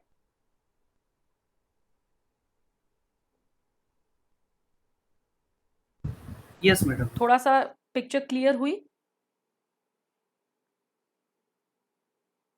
कंप्लीट नहीं हुआ मैडम। कंप्लीट नहीं हुआ, ठीक है। अब देखो कंप्लीट भी कराते हैं आपकी पिक्चर। सबसे पहले हमारा आएगा कि हमारे आंसर का इंट्रो। बहुत लोग क्या करेंगे, उठा करके लिखेंगे इलेक्टोरल बॉन्ड्स होता क्या है। ये नहीं लिखना है, ओके। आप डेमोक्रेसी के ऊपर थोड़ा सा लिख सकते हो, बट नॉट मच। जो बेस्ट होगा वो ये होगा कि करंट सिचुएशन में इलेक्टोरल बॉन्ड्स का कुछ तो इशू हुआ होगा, क्यों? Yes ma'am. तो वो चीज आपको, सॉरी नहीं, बताइए बताइए बताइए। इसमें मैडम करंट इशू में जो था कि वो इशू था कि जो प्रोमिसरी नोट्स क्या नहीं मैडम, आप पहले बताइए उसके बाद। अच्छा ठीक है, कोई और भी कुछ बोल रहा था? या एक्सक्यूज मी, मैं थोड़ा इंटरफेयर करूँगा जी जी इसमें। बिल्कुल। जी, इसमें एक्चुअली क्वेश्चन ये बोल रहा है, we are missing a loop. तो बोल रहा है इलेक्टोरल बॉन्ड्स का रोल क्या है डेमोक्रेसी में, और कहा जा रहा है कि इलेक्टोरल बॉन्ड्स डेमोक्रेसी को थोड़ा सा मोड़ रहे हैं, जबकि अच्छे रास्ते में जाने के इरादे से लाए थे इलेक्टोरल सिस्टम में, लेकिन ये कर रहा है काम के कुछ मोड़ रहा है, ऐसा लोग कह ऐसा रहे लोग हैं। कह रहे हैं, exactly it is commented. Commented that, बोला मतलब ऐसे लोग कह रहे हैं। क्या आपको इस बात से सहमत है? पॉइंट 1। सेकंड पॉइंट में ये पूछा है क्रिटिकली अनलेस, अगर आप सहमत हैं तो उसके बारे में नेगेटिव पॉइंट्स लिखते जाओ। नहीं, अगर आप इसे सहमत नहीं हैं तो 2-3 नेगेटिव पॉइंट्स लिखो, और उसमें पॉजिटिव पॉइंट जितने भी हैं उसके बारे में क्रिटिकली अनलेस करो। क्वेश्चन बस ये पूछ रहा है, it's not asking much about democracy, it just asking what is the role of electoral bonds in the democracy. Is it ruining the democracy, as it is to save the democracy? Exactly. This is the main That rule. is why I said Here कि what I if can you write, want, yes. like somebody suggested कि ma'am I will start my answer with the democracy. So that is I said कि if you want you can just give a hint about it, not much. Yeah, simply it is not asking about democracy, Exactly. it's asking about electoral bonds and its What role is the on the impact democracy and its basically, right? impact. Yes, Yes. yes, that is the main key Yeah. here. And जो भी So we can impact है define आपका, electoral bond here. हाँ, और simply यहाँ पे एक बात बोल सकते हैं, इलेक्टोरल बॉन्ड्स क्या होता है, what is the purpose of introducing the electoral bonds and why the people are thinking in this way, उसके लिए रीजन क्या है। Further we can say for somewhat we can agree because these are giving as a without KYC non they are giving, मतलब anonymity से हो रहा है। So that is the reason public are thinking, but in fact this is not the basic thing. वहां बोल के do you agree means we can say yes we are agreeing, if we are agreeing you can give more negative points and we can say I am not completely agreed with this, the reasons are बोल के ये दे सकते हैं हम लोग कि इससे negative points 3-4 हैं, एंड इसमें जो बेनिफिट्स हैं we can write it in clearly. वहां पे क्रिटिकली एनालाइज है ना, उसमें ये 2 पॉइंट्स आ सकते हैं। क्रिटिकली एनालाइज में आपके नेगेटिव्स तो आएंगे ही आएंगे, बट उसके साथ you will have to write the positives also, you can't only just enumerate the negative points. Yes yes, अगर एग्री कर रहे हैं then we should write, if we agree it properly then we should write most of the negative points. Madam example में जैसे कि electoral bond जो लाया गया था वो गवर्नमेंट के तरफ से जो फेवर में इसमें स्टेटमेंट बार-बार जो आ रही थी, वो आ रही थी कि इलेक्टोरल बॉन्ड्स जो है कर्ब करेगा problem of black money and large scale demonetisation. और जिस फेवर में लाया गया था तो इस चीज को जो है सिस्टम के अंदर देखा भी गया है कि ऐसा हुआ है कि बॉन्ड जो है वो परचेस किया जा रहा है in cash, cheque, demand draft, और ये जो है clearing the system flow of the black money, ऐसा ये करने में जो है ये है। तो मैडम देखिए इस चीज़ में तो अगर इसी स्टेटमेंट को लेते हैं तो इसको शॉर्ट करके जो है यहाँ पे जो है व्यू देना, मतलब इस तरह के जो व्यूइंग जो स्टेटमेंट होते हैं वो तो कभी शॉर्ट नहीं हो पाएंगे, करीब लॉन्ग में ही जा पाएगा।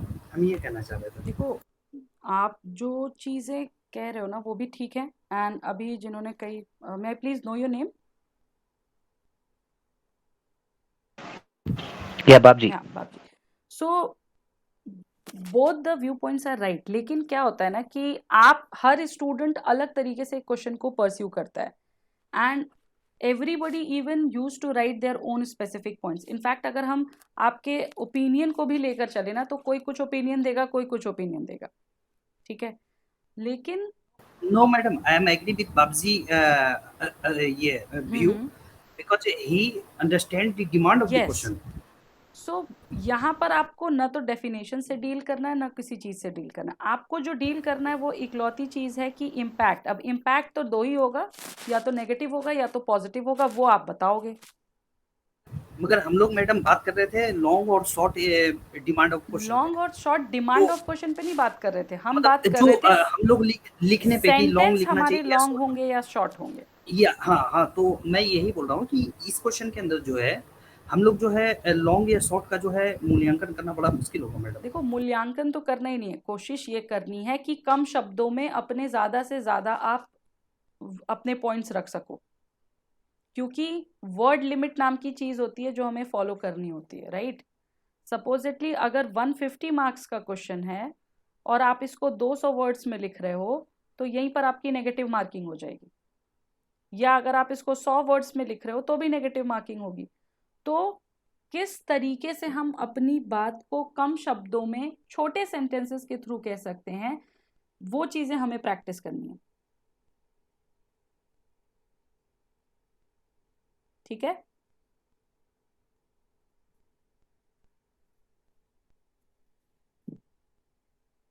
It is clear?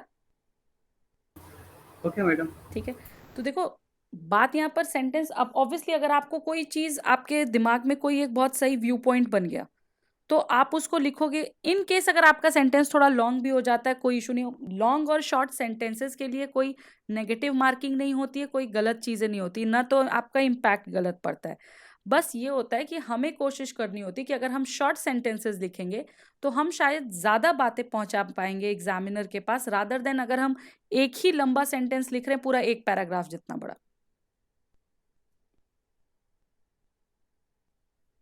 Okay? Yes madam. जी,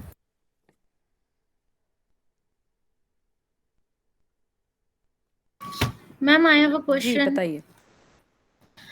जैसे ये वाला आंसर इलेक्ट्रल और बॉन्ड को डेफिनेशन से स्टार्ट करें या किसी से भी स्टार्ट कर दिया एंड देन इंट्रो के बाद उसकी बॉडी लिख दी, उसके बाद वे फॉरवर्ड में अगर हम उसको सही करने के पॉइंट्स दे रहे हैं, लाइक ट्रांसपेरेंसी इंक्रीज होनी चाहिए इलेक्ट्रल और बॉन्ड्स में, लीडरशिप होनी चाहिए, उसके बाद कंक्लूजन देंगे या फिर वही हमारा कंक्लूजन हो जाएगा वे फॉरवर्डिंग? देखो अगर आपके पास वर्ड्स बच रहे हैं तो आई विल ऑलवेज सजेस्ट कि आप जो है कंक्लूजन लिखिए। तो मैम इसमें डिफरेंस क्या है वे फॉरवर्ड एंड कंक्लूजन वे में? फॉरवर्ड में आपको सजेशंस डालने होते हैं कि आगे किस तरीके से काम हो सकता है, what could be the best way suggested.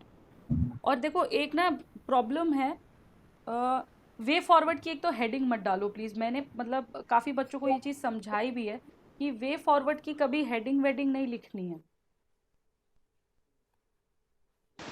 जी ठीक है, होता क्या है कि हम लोग ना कई जगह से आंसर राइटिंग प्रैक्टिस करते हैं, बहुत सारे मेंटोर्स होते हैं, बट एक्चुअली में आपको एग्जामिनर को बताने की जरूरत नहीं है कि आप वे फॉरवर्ड सजेस्ट कर रहे हो या क्या। अगर आप ऑब्वियसली जैसे सोशल पॉलिटिकल कॉजेस कर रहे हो तो उसकी आप हेडिंग डाल के लिख सकते हो, बट अगर आप वे फॉरवर्ड कर रहे हो तो वे फॉरवर्ड मत लिखो।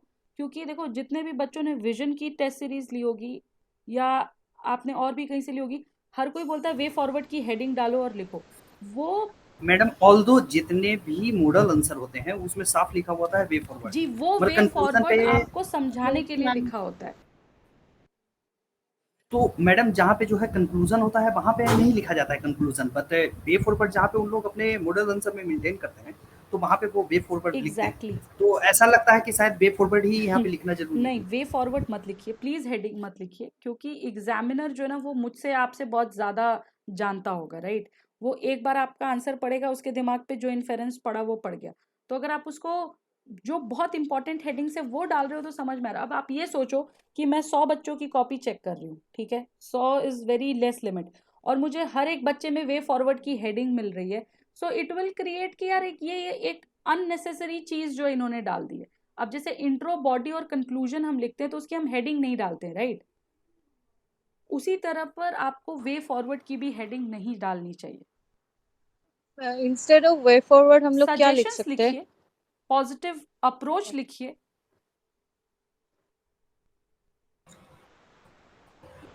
The best way we can change the paragraph Exactly, the and we best way is can change the paragraph and just start writing. Most simplest, most beautiful part of the answer. Okay?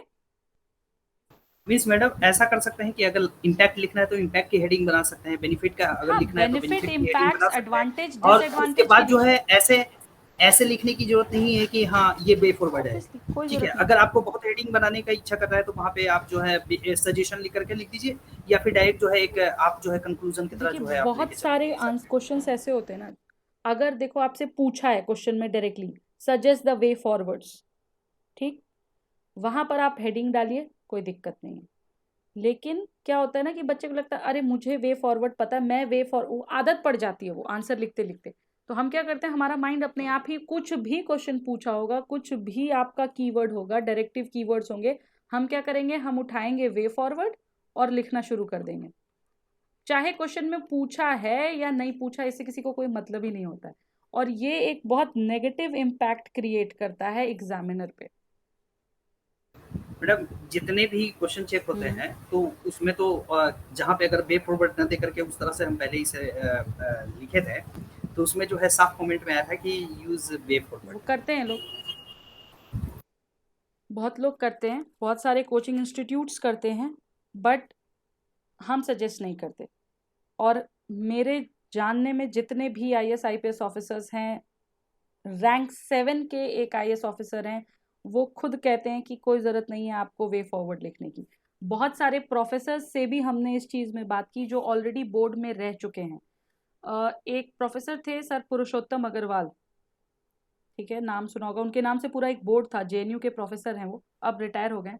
हमने उनसे बात की, उन्होंने भी यही चीज़ बोली कि कोई ज़रूरत नहीं है आपको वे फॉरवर्ड लिखने की। हमें क्या मालूम नहीं है वे फॉरवर्ड क्या होता है, या आपके आंसर को पढ़ के हमें समझ नहीं आ रहा है कि क्या चीज़ होती है। तो अब आप बताओ, मैं उनकी बात सुनूं या मैं कोचिंग वालों की बात सुनूं? अब आप ही बता दो। I agree madam. ठीक है, आई होप यहाँ तक किसी को कोई डाउट नहीं होगा। No ma'am. ओके, नेक्स्ट जो हमारा और लास्ट स्टेप है आंसर का, वो है प्रेजेंटेशन। आपके जो भी आंसर आपने लिखा है ना, ये चीज बस ध्यान में रखना कि after writing your answer just have a look how it is looking. Okay, और जब हम प्रेजेंट मतलब लुक की बात करते हैं ना, तो दो चीजें आती हैं दिमाग में। एक होता है हमारा सूरत और दूसरी होती है हमारी सीरत। अब अगर हम नॉर्मल लाइफ एक्सपीरियंसेस की बात करेंगे तो हम कहेंगे कि सीरत is important, means what is written inside the answer is important. Okay, but ऐसा नहीं है, अलॉन्ग विथ सीरत सूरत इज ऑल्सो इम्पॉर्टेंट। अगर हम ये नहीं पता है कि हमारा आंसर, अगर मैं बहुत ज़्यादा ऐसे काट पीट के कुछ लिखूं, बहुत ज़्यादा अच्छे से ना लिखूं, पैराग्राफ्स कहीं मेरे बहुत बड़े हैं और कहीं बहुत छोटे हैं, ऐसे अगर सपोज करिए मेरा पूरा का पूरा आंसर दिख रहा है, obviously it won't give a good impact, it won't give a good impression. Always remember first impression is the last impression. तो जब आपका आंसर का एक पूरा लुक अच्छा आएगा, तभी जो एग्जामिनर है वो उसको आगे देखने के लिए भी उत्साहित होगा, उसको आगे देखने के लिए एक्साइटेड होगा। और इसी के लिए हम लोग यूज करते हैं फ्लो चार्ट्स अपने आंसर में, because it gives a very good look to whole of your answer. Flow charts हो गए, माइंड मैप्स हो गए। अब ऐसा भी नहीं है कि आप प्रेजेंटेशन के लिए लाल हरी पीली नीली 25 प्रकार की पेन्स का यूज करने लगो, जी नहीं, बिल्कुल ऐसा नहीं है। It's just that it should be clean, neat and equally divided. Obviously intro का पैरा थोड़ा छोटा होगा, बॉडी का पैरा थोड़ा बड़ा होगा, और कंक्लूजन का पैरा वापस से थोड़ा छोटा होगा। This will be your answer look like.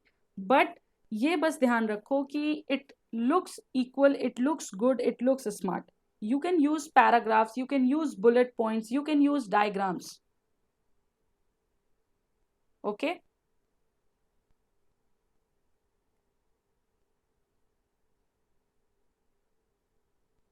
Okay ma'am. Okay.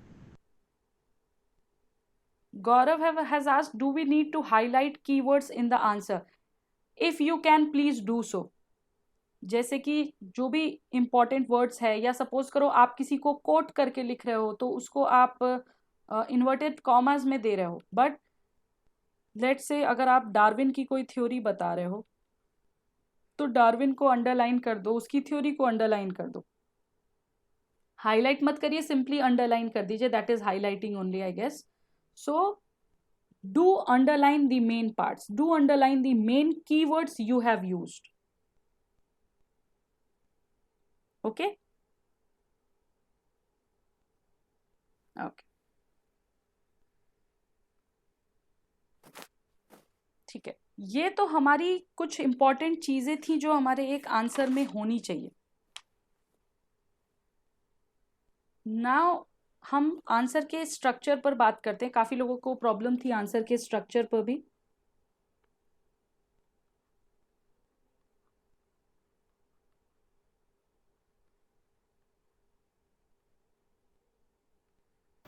Yes madam, answer की ये एनालिसिस और डिजाइनिंग दोनों थोड़ा सा क्लियर करें। जी बिल्कुल, कोशिश कर रहे हैं।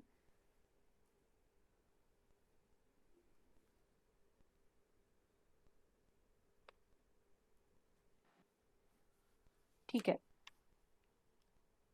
देखो जो हमारा इंट्रो पार्ट होता है ना आंसर का, 3 पार्ट है, intro, body, conclusion. Intro part हमारा ऐसा होना, वैसे तो तीनों ही पार्ट्स में एक चीज़ें इंपॉर्टेंट डाल लो कि ये ऐसा होना चाहिए जिससे कि हम नेक्स्ट पार्ट को पढ़ने के लिए मजबूर हो जाएं। आपने सपोज करो आपने इंट्रो बहुत अच्छा लिखा, बॉडी पार्ट ओके ओके लिखा, कंक्लूजन एकदम ही बिगाड़ दिया, इंप्रेशन आपका अच्छा नहीं जाएगा। सपोज करिए आपने इंट्रो अच्छा नहीं लिखा, इट्स लाइक वेरी यूज, ये कह सकते हो बहुत लेमैन लैंग्वेज में लिख दिया या बहुत नॉर्मल लिख दिया है, हमने कुछ भी फैक्ट्स नहीं उसमें स्टेट किए, कुछ भी नहीं किया है, लेकिन हमारा बॉडी पार्ट बहुत अच्छा है, कंक्लूजन अच्छा है, तो ये तो हमारा वैसे ही फर्स्ट इंप्रेशन वाला पॉइंट है, वैसे ही एग्जामिनर का मन मर जाएगा बॉडी पार्ट और कंक्लूजन पार्ट को आगे कैरी फॉरवर्ड करने के लिए। सो मैडम ये एक सिंपल सा क्वेश्चन है, इसको तो इस पे जो है एनालाइज करके बताइएगा। Analyze the success and failure of the food security welfare scheme Pradhan Mantri Garib Kalyan Yojana announced during COVID-19 pandemic. Everyone knows about this scheme, right? Yes madam. Yes ma'am. ठीक है, अब मुझे एक एक करके आप लोग बताइए कि आप लोग इसके इंट्रो को कैसे लिखोगे। एनालाइज पूछा है, पहला कीवर्ड ही यही है कि आपको आंसर को एनालाइज करना है। एनालाइज का मतलब क्या होता है, पहले ये बताए मुझे कोई।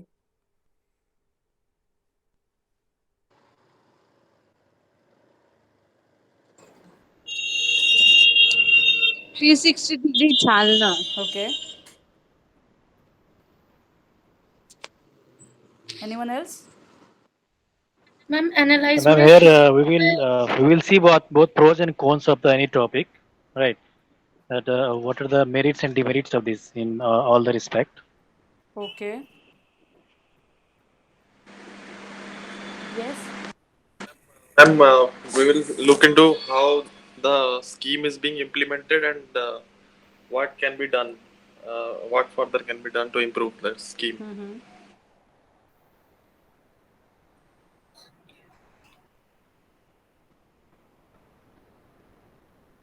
Anyone else?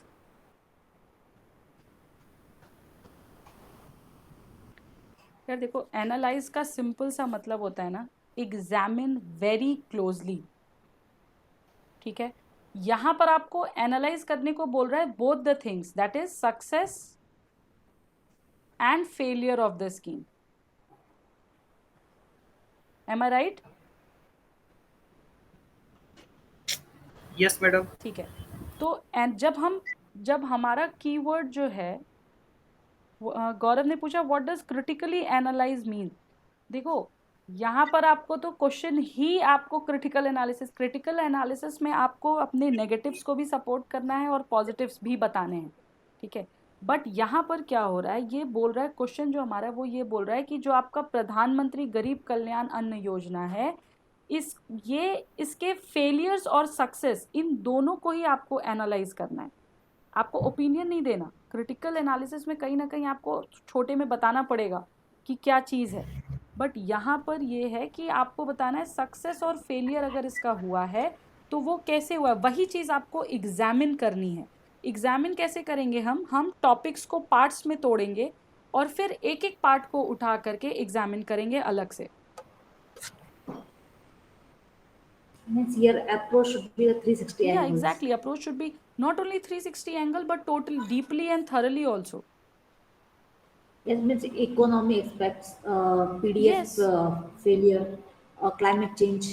Here you will need to combine two things. First, economic approach. Second, social impact.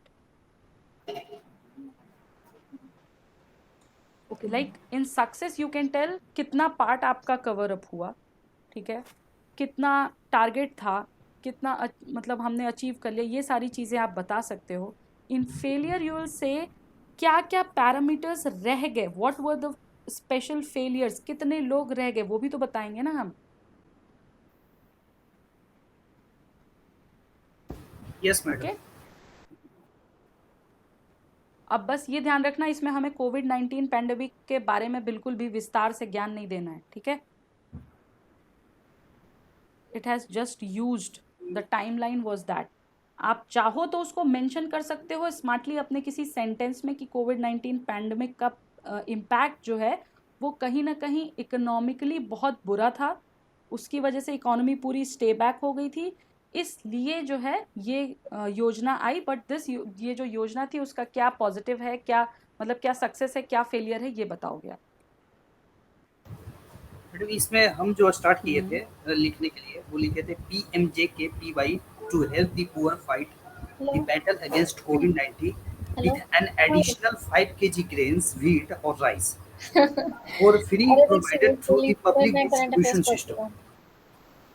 कभी कभी तो मैं आज देख रही थी तो इसमें एक सेकंड देख लेती हूँ। चंद्र फिर से रिपीट करेंगे प्लीज, सॉरी बट वो एक्चुअली बहुत दो वॉइस आ रही थी।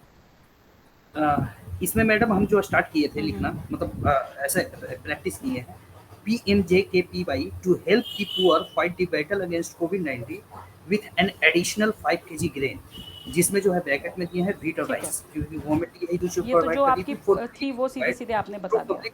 हाँ, पब्लिक डिस्ट्रीब्यूशन सिस्टम। ठीक है, ये आपने इंट्रो में यूज किया था। Yes madam. Okay, this is very simple and straight forward answer कि भाई जो योजना थी वो क्या थी, मैंने वही बता दिया, फैक्ट्स भी हैं, फिगर्स भी हैं, कोई इशू नहीं है। ओके, मैं ये कह रही हूँ आपसे कि सिंस यहाँ पर कोविड-19 पैंडेमिक की बात हुई है, एक बहुत बस एक वर्ड में बात हुई है, सो अगर हम वहाँ पर ये हाईलाइट कर सके ना कि कोविड-19 पैंडेमिक जो है वो इकोनॉमिकली हमारे लिए बहुत बुरा था, ग्रोथ रेट हमारी बहुत कम हो गई, वो अगर हम वहाँ स्पेसिफाई कर सके तो वहाँ हमारी स्मार्टनेस है, और फिर हम ये चीज यहाँ पर कैरी फॉरवर्ड कर देंगे। Is it clear? मैम इसमें लाइक इससे कह सकते हैं कि जैसे जो मिड डे मील वाला जो स्कीम था, उसमें क्या होता था कि बच्चे लोगों को फ्री में खाना वाना मिलता था, है ना। जो लोग बेसिकली BPL कैटेगरी के लोग थे, उन बच्चों को मिलता था ताकि मैल न्यूट्रिशन से फाइट हो सके। And this scheme was announced to fight malnutrition, ऐसे करके क्या शुरू कर सकते हैं आंसर वो को। तो आपकी दूसरी स्कीम थी और ये स्कीम ही पूरी दूसरी है। ओह अच्छा। ये इसका बेनिफिट है मैडम, जब अभी सारे स्कूल जो है बंद हुए थे तो ये प्रधानमंत्री उस स्कीम को इसी में लाके मस्टर किया गया था। तो आप उसको ये चीज अपने कहीं ना कहीं बॉडी पार्ट में एक लाइन में डाल सकते हो, ठीक है, जब या आप अपने कंक्लूजन में भी डाल सकते हो, बट इंट्रो में हम ये चीज नहीं डालेंगे वरना पूरा आंसर ही डेविएट हो जाएगा हमारा। अच्छा ठीक है मैम। ओके, सो मैम इसमें डिस्ट्रीब्यूशन का इशू भी डाल हाँ, सकते हैं ना बिल्कुल कि डाल सकते हैं। How people are left behind failure because में ऑफ वो दीस आएगा स्कीम्स आपका due to some errors. Success और फेलियर, वो हम एक्सक्लूजन और इंक्लूजन एरर जो होता एग्जैक्टली है वो ना, सक्सेस और फेलियर आइडेंटिफिकेशन दोनों ही प्रॉब्लम। हमें क्वेश्चन ही डायरेक्ट कर रहा है कि discuss the whole success thing and the failure, कहाँ कहाँ सक्सेसफुल हुआ, कहाँ कहाँ फेलियर हुआ, दोनों ही चीजें, ठीक है। देखो इंपॉर्टेंट जो होता है ना, आप ये तीनों पार्ट आप कर लोगे इजिली अगर आपको क्वेश्चन का नीड क्या है ये समझ आ जाए, कीवर्ड्स क्या कह रहे हैं, डायरेक्ट क्या कर रहे हैं वो आपको करने को ये समझ आ जाए, ठीक है। मेरी एक ma'am do we need to give any kind of like I think way forward in this question, or we cannot give? No, we can give suggestions, not the way forward. Like if this this is not asking suggestion, no? it is So not still we can asking, give. but see अगर आप suggestion अपने conclusion में देते हैं कि देखो ये success थी ये फेलियर थी, बट अगर इस चीज को हम इस तरीके से इम्प्लीमेंट करते तो शायद ये फेलियर होता ही नहीं, एंड दिस स्कीम अभी जिस स्टेट पर सक्सेस है उससे कहीं ज्यादा मतलब लेवल पर सक्सेसफुल हो सकती थी, एंड जो भी फेलियर्स थे हमारे वो कर्व आउट हो सकते थे। जी जी।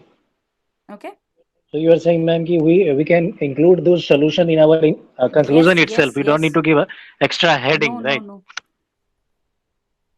Okay, so 2-3 points in conclusion में ही डाल देंगे, एग्जैक्टली heading नहीं कोई देंगे. हेडिंग की जरूरत नहीं.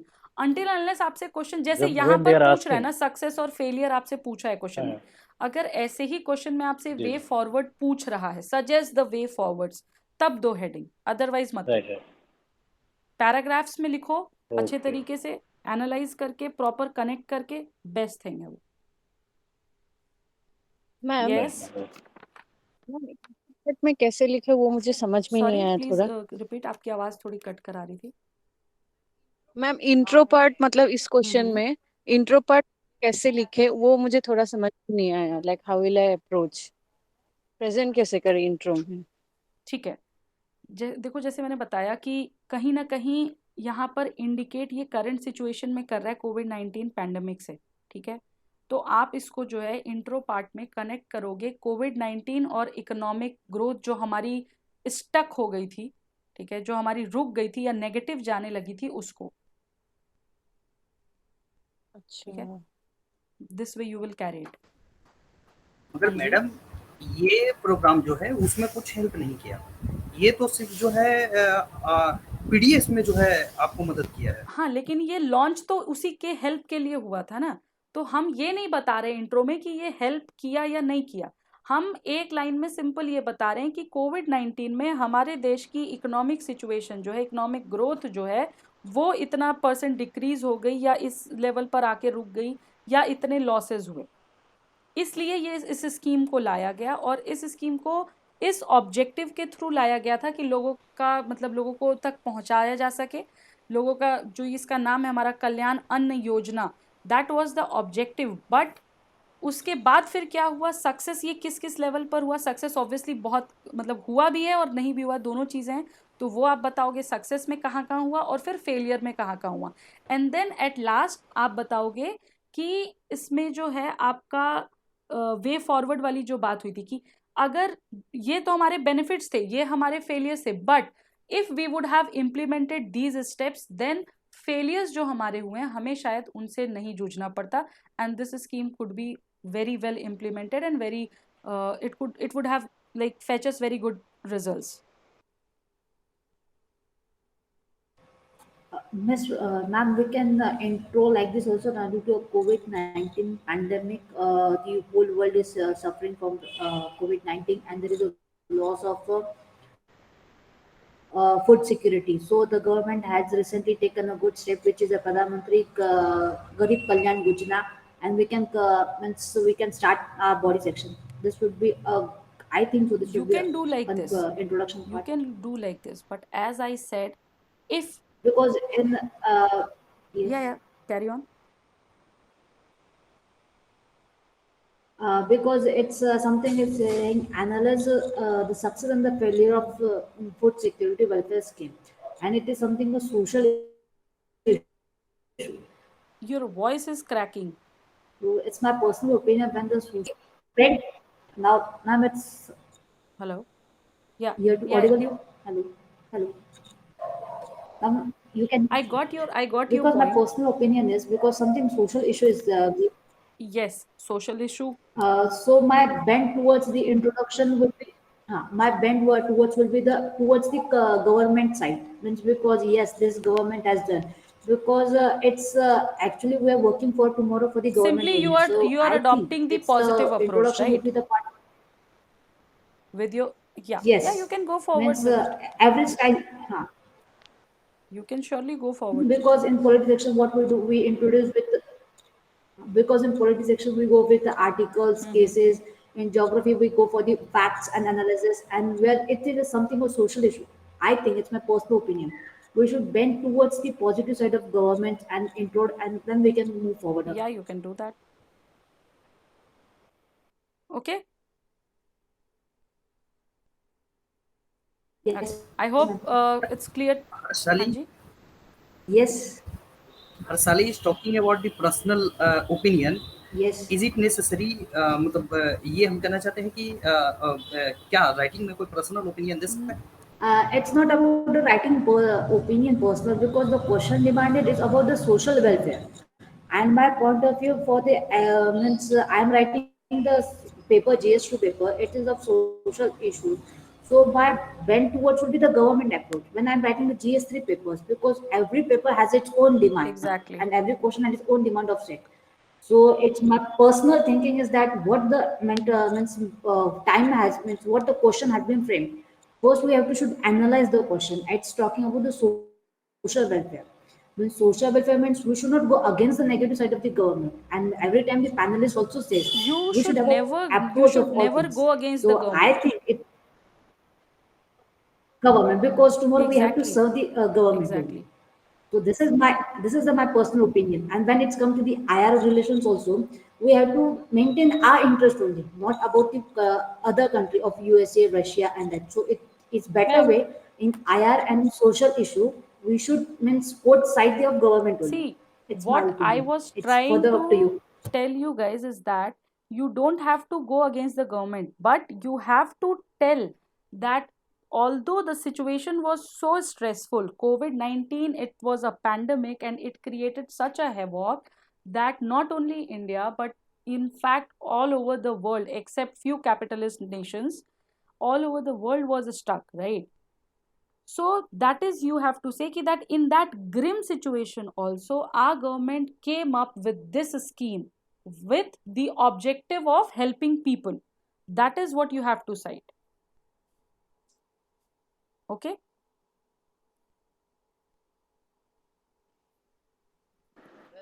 So, ma'am, here one thing I would like to say that this question mostly I think it will be asked in the second paper only, but at the same time we have to integrate this from the third paper Yeah, also, right? Like food, hunger issues also we can show that hunger index, our condition is bad, exactly. and also we can link it to the sustainable development goal of number 2. So this will be kind of international Mm-hmm. relations. Also we can show something Mm-hmm. like that, Surely. right? See, And what are the Also, issues in like food distribution is there? all the papers, all the subjects, okay, it is everywhere connected with each other. ऐसा नहीं है कि paper 1 में कुछ पूछ रहा है तो उसका इम्पैक्ट पेपर 3 में नहीं होगा या इवन पेपर 4 में नहीं होगा.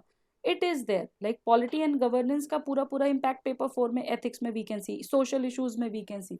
सो that is what we have to learn to connect the things. How we can use our knowledge of paper 2 in paper 1 or paper 3 or paper 4, that is what we have to learn, and that will only come with the practice and nothing else. Yes madam, इसमें provision भी किया गया था transparency और Exactly. Accountability के जी लिए. बिल्कुल. Ma'am, हाँ जी. ma'am, you said that we cannot go against the government. So फिर हम लोग फेलियर को कैसे पोर्ट्रे कर See, you डायरेक्टली तो cannot criticise go against the government का मतलब ये है कि हम सीधे सीधे ये नहीं कह सकते चिल्ला करके कि गवर्नमेंट चोर है. ठीक है. नहीं, तो यहाँ पे हर्षाली तो इस बात को बताई तो कि आप इसमें इशू को जो है इन्वॉल्व कर हाँ. सकते हैं. आप इशू को इन्वॉल्व करिए. आपको डायरेक्टली गवर्नमेंट के अगेंस्ट नहीं जाना. आपको ये बोलना है कि गवर्नमेंट ने अपना बेस्ट करने की कोशिश की बट इट फेल्ड. ऐसे cannot मैडम इसमें तो इश्यूज जो हाँ. क्रिएट हुए थे कि 2 करोड़ कार्ड जो है उस पे केस Exactly. भी आया था सुप्रीम कोर्ट के अंदर. 2 करोड़ कार्ड को जो है कैंसिल कर हम्म. दिया गया. अब जब कार्ड कैंसिल हो गया तो आपको जो है पीडीएस का जो है बेनिफिट बिल्कुल नहीं मिलेगा, तो वो लोग जो है एक्सक्लूजन हो गए. बिल्कुल. अब वो एक्सक्लूजन हो गए मतलब कि इतने मिलियन पीपल लोग जो है इसमें खाना नहीं खाए, तो ये हो इसका गया इसका फेलियर हो पॉइंट. गया कि वो प्रॉपरली इम्प्लीमेंट नहीं यस, हो पाया. तो इसको जो है इशू में रख करके जो है आप इस चीज को दिखा दीजिए कि इतने मिलियन लोग जो है मतलब बेनिफिशियरी जो है वो एडिशनल ग्रेम जो है यहाँ से चला वो मिल ही नहीं पाया एग्जैक्टली. इस तरह से. ठीक है. Yes ma'am. Ma'am, I want to quote here Yeah. one sentence only. In that this of Mhm. question, it's don't go in the further. It's like a प्यार से गला काटो. It's my Sorry, approach in this can you type of please question. repeat because your voice is cracking. Now you Yeah, can yeah. hear me, ma'am. It's in this type of question. My approach is like प्यार से गला Exactly. काटो, because we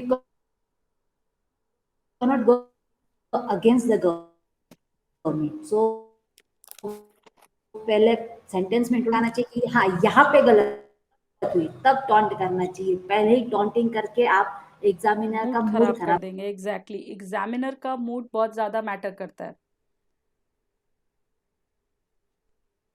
ठीक है, ये जी ma'am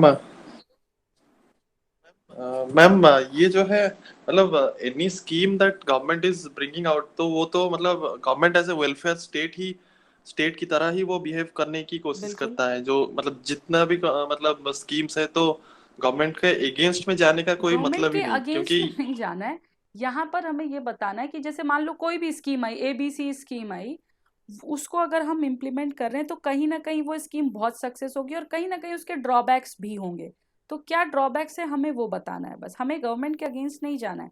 और जो चीज़ें हैं कि हाँ जो कमियां रह गई, जो कि मतलब रिक्वायर्ड नहीं थी, उसको हम ऑब्वियसली कर्व कर सकते हैं। ठीक है, तो वो कहाँ कहाँ जो हमारा ये था कि ड्रॉबैक रह गया, हम उसको साइड करेंगे। एज अभी हर्षाली ने कहा कि प्यार से गला काटो, वही वाला काम करना है। क्योंकि आप ब्लंट नहीं हो सकते यहाँ पर, आपको एक साइड नहीं लेनी है, आपको बहुत बैलेंस बनाकर चलना है। आप ना तो बहुत ज्यादा नेगेटिव जा सकते हैं, ना बहुत ही ज्यादा ऑप्टिमिस्टिक हो सकते हैं। आपको रियलिस्टिक होना है, आप रियलिस्टिक ग्राउंड पे बात करो, अब विथ अपने ऑप्टिमिस्टिक फ्यूचर को ध्यान में रखते हो कि जो भी आप ओपिनियन दे रहे हो या जो भी सजेशन दे रहे हो, उसका फ्यूचर क्या है, उस वो ऑप्टिमिस्टिक कैसे है, वो कंस्ट्रक्टिव कैसे है, वो प्रोग्रेसिव अप्रोच कैसे हम कर सकते हैं। Okay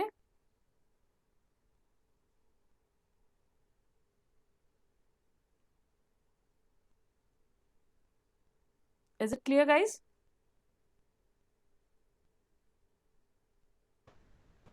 Yes, Okay. ma'am. Okay, so like I am wrapping up the session here only. Okay, in the next class we will discuss more about it, and tomorrow on the habitat at 9 a.m. whatever doubts you are having after this session, you can come up with your questions. We will discuss it over there. ठीक है, and उसके बाद हम कोशिश करेंगे हम अभी 2-3 Google meet के सेशंस रखें। एक सेशन ऐसा भी रखेंगे जहाँ पर हम पूरा का पूरा एक पास्ट ईयर का क्वेश्चन पेपर उठा के हर सब्जेक्ट से एक एक दो क्वेश्चन लेकर उसको डिस्कस करने की कोशिश करेंगे कि कैसे हम इसको अप्रोच कर सकते हैं। And also I will suggest you guys, मेरा एक वीडियो है वो मैं उसका लिंक दे दूंगी।